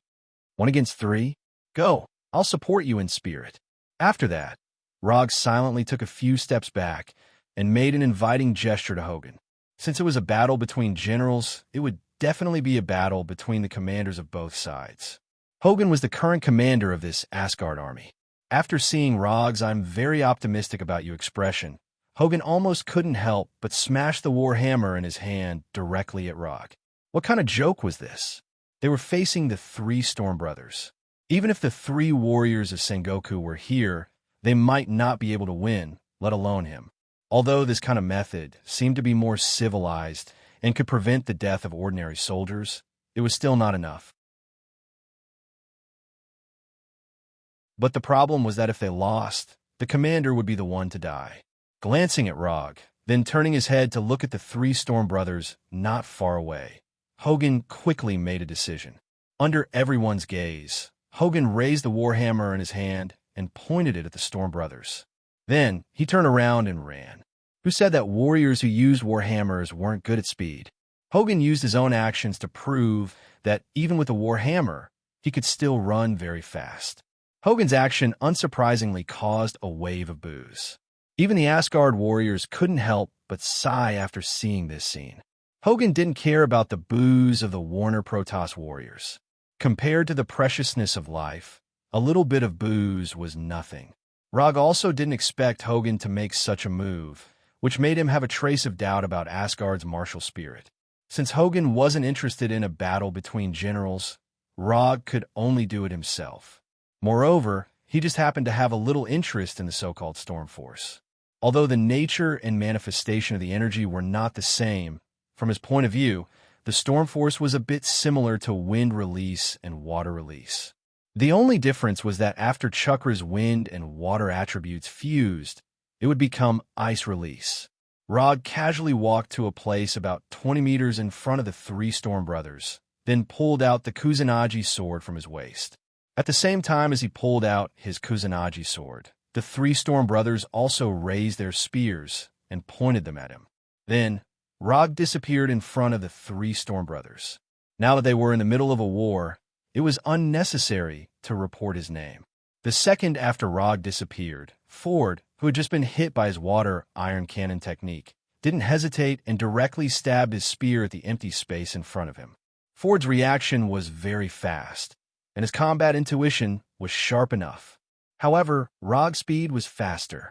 Body flicker technique. The moment Ford stabbed with his spear, Rog changed the direction of his sprint and directly rushed to the left side of Fry. Kusanagi sword. Chidori blade. As soon as the sound of birds rang out, the Kusanagi sword wrapped in light blue electric snakes appeared in front of Fry. Just as the Kusanagi sword was about to cut Frey's neck, a 1-meter-thick tornado attacked from the right side of Rog. Woo!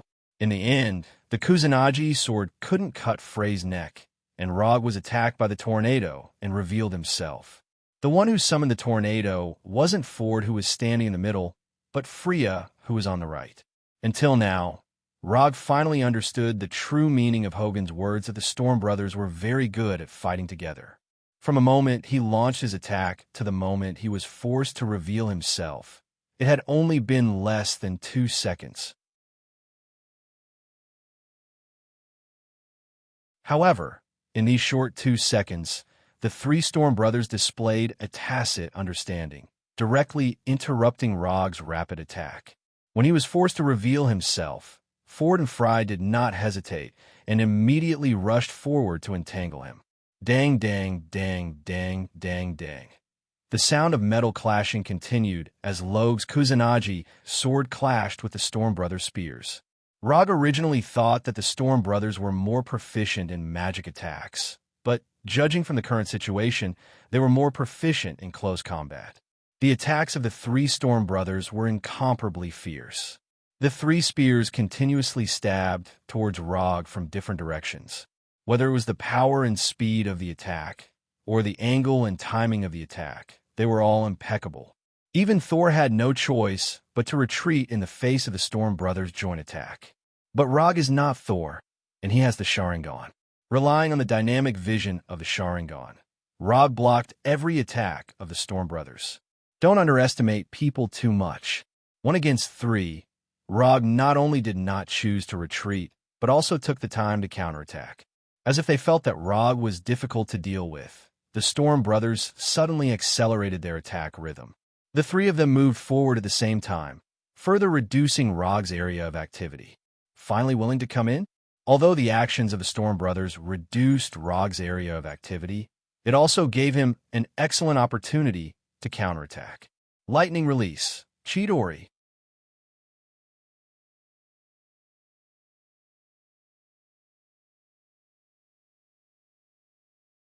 Chapter 99. What are you supposed to do when 3 adult men with bad intentions approach you with a stick in their hands? The answer is simple. Electrocute them. Visible electric currents instantly covered Rog's body. Without needing to control them, the electric currents were like poisonous snakes hunting their prey, suddenly pouncing on the three Storm Brothers. Boom! In the blink of an eye, the three Storm Brothers were sent flying and then heavily hit the ground. Never get close to a man who can electrocute people, especially one who has a sword in his hand. After using Chidori to send the three Storm Brothers flying, Rog did not hesitate and directly attacked Ford, who was closest to him. The Kusanagi sword wrapped in electric currents came in front of Fry, and then it was blocked by Frey's spear. Even in a situation where he could not move, Ford still made a defensive posture at the last moment, using the spear in his hand to block the Kusanagi sword that was about to cut his neck. Relying on his battle instincts honed over the years, Ford fought for a precious chance to survive. As for the rest, he just needed to leave it to Fry and Freya.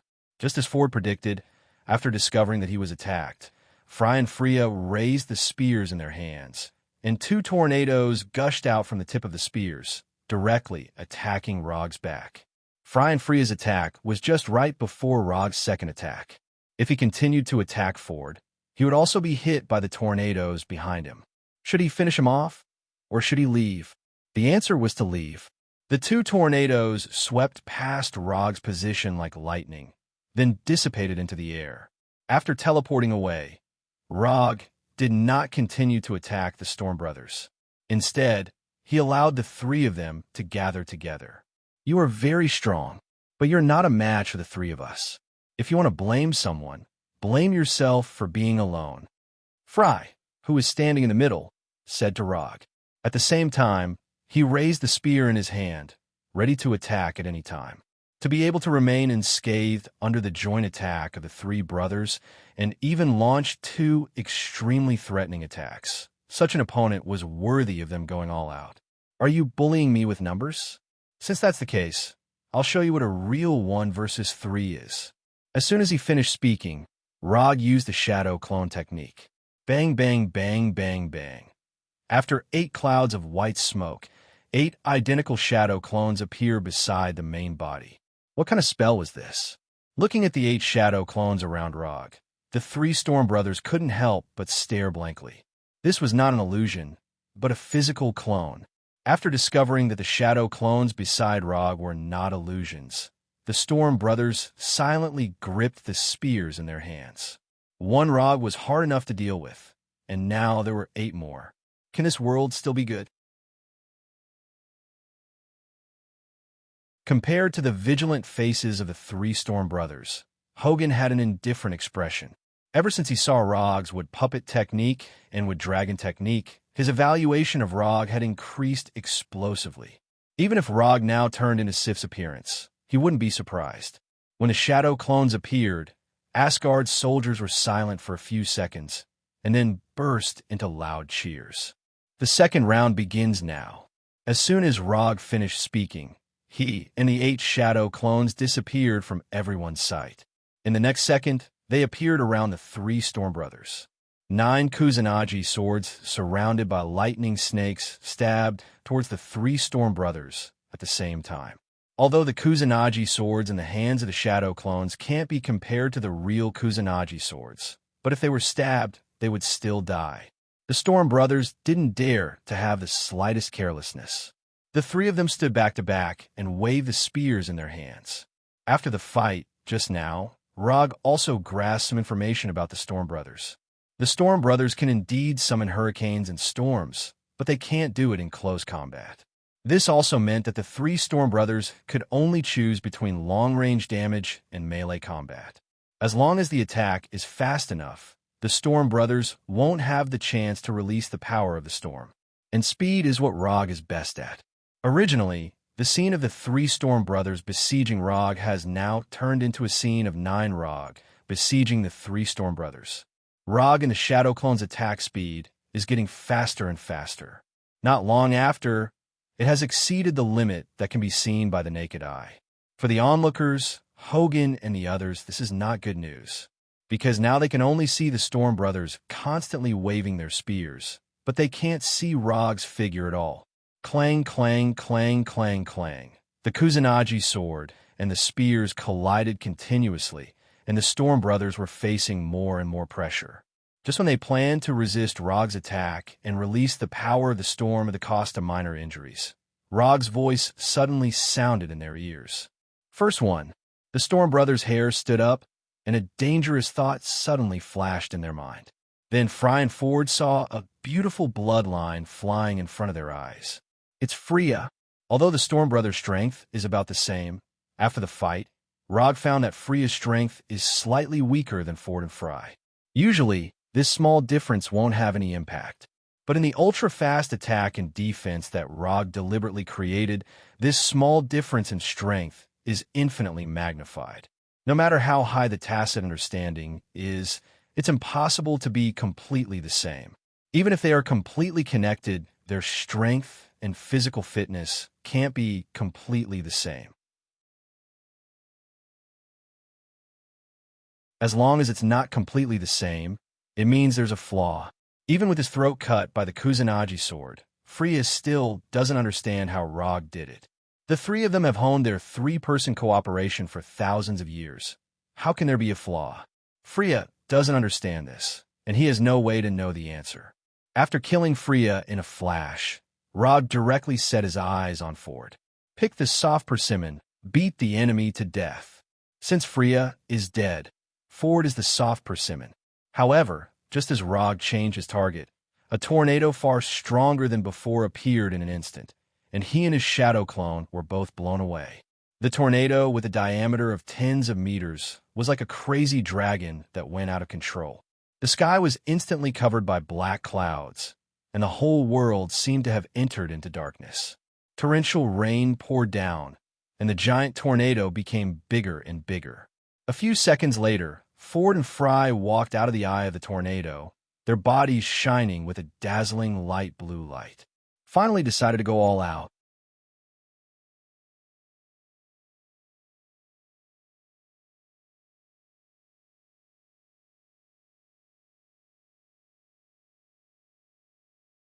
Although he still didn't know the legendary ultimate move of giving you a handicap of 2 hands, this didn't affect him from experiencing the effect of the shrunken simple test suit in advance. On this battlefield, I won't allow anyone to be more pretentious than me. Standing on top of Wood Arhut's head, Rog looked down at the Ferverd brothers with an arrogant expression. After seeing Rog once again summon Wood Arhut, Hogan, who was retreating, stopped, and his heart was suddenly filled with a sense of security. As one of the parties who had seen Wood Arhut beat up the destroyer, Hogan has a blind confidence in Wood Arhut. Compared with Hogan, who is full of a sense of security, the Ferverd brothers frowned deeply. They thought that Rog was only a warrior who was good at close combat, but the appearance of Wood Arhut completely broke their idea. How can a person who can summon such a giant creature only be good at close combat? And on Wood Arhut's body, they felt an extremely strong breath of life. Although the appearance of Wood Arhut shocked Ford and Fry, it could not extinguish their anger of revenge for Freya. Even if the one standing in front of them now was Odin, the father of the gods, they would not give up, regardless of whether they could beat him or not. If they didn't even have the courage to fight, then even if they eventually left here alive, they would leave a very obvious psychological flaw in the future. Without further hesitation, Fry and Ford raised the spears in their hands, and the torrential rain seemed to come to life in an instant. Hundreds of millions of raindrops hit Rog like bullets. Along with the raindrops, there was a hurricane that was enough to destroy houses and raise trees. At this moment, Rog seemed to be targeted by the whole world, and all he could see were enemies. Rog did not care about the raindrops that were like bullets, nor did he care about the hurricanes that were like natural disasters. He stood motionless on top of Wood Arhut's head. The light blue chakra coat set him off like a god. The torrential rain did not dim the light on his body, and the hurricane did not shake his body in the slightest. After standing in place and letting the torrential rain and hurricane hit him for more than 10 seconds, he finally controlled Wood Arhut under his feet. In order to make Wood Arhut even more imposing, and also to increase Wood Arhut's attack power, Rog put on Wood Arhut's chakra coat and at the same time added the effect of lightning serpent on Wood Arhut's body. A 25-meter-tall giant body, a light blue chakra coat, and the outermost layer of lightning serpents that constantly wandered around. This Wood Arhut had reached the peak of his appearance and strength. Then, under everyone's gaze, Wood Arhut began to run forward. Just when everyone thought that Wood Arhut would directly rush towards Fervert and Roland, Wood Arhut displayed an astonishing jumping ability and directly jumped into the air. Looking at Wood Arhut, who jumped high and then fell like a meteor, Fry and Ford did not dare to be careless, and the two spears in their hands directly collided. At the beginning, the tip of the spear only gushed out a small, finger-thick mini tornado. But when these two tornadoes intertwined and converged into one, the tornado's diameter instantly increased to dozens of meters. Rod did not pay attention to the huge tornado that was enough to swallow Wood Arhut, and a sentence appeared in his mind. Do you remember that there was a palm technique that fell from the sky? The huge tornado was like a roaring dragon. It crashed into Wood Arhut, who was falling like a meteor. On this day, Hogan and Asgard saw a scene that they would never forget. The heavenly Buddha descends, the 10,000 Buddhas greeting the sect. You're tuning in to the Romance Rendezvous YouTube channel. We're so grateful for your support, and don't forget to subscribe to join us on this incredible journey through captivating stories. Your generosity through donations truly makes a world of difference, as it's the primary source of revenue that allows me to expand and enhance this channel for you. Thank you from the bottom of my heart for being a part of this adventure.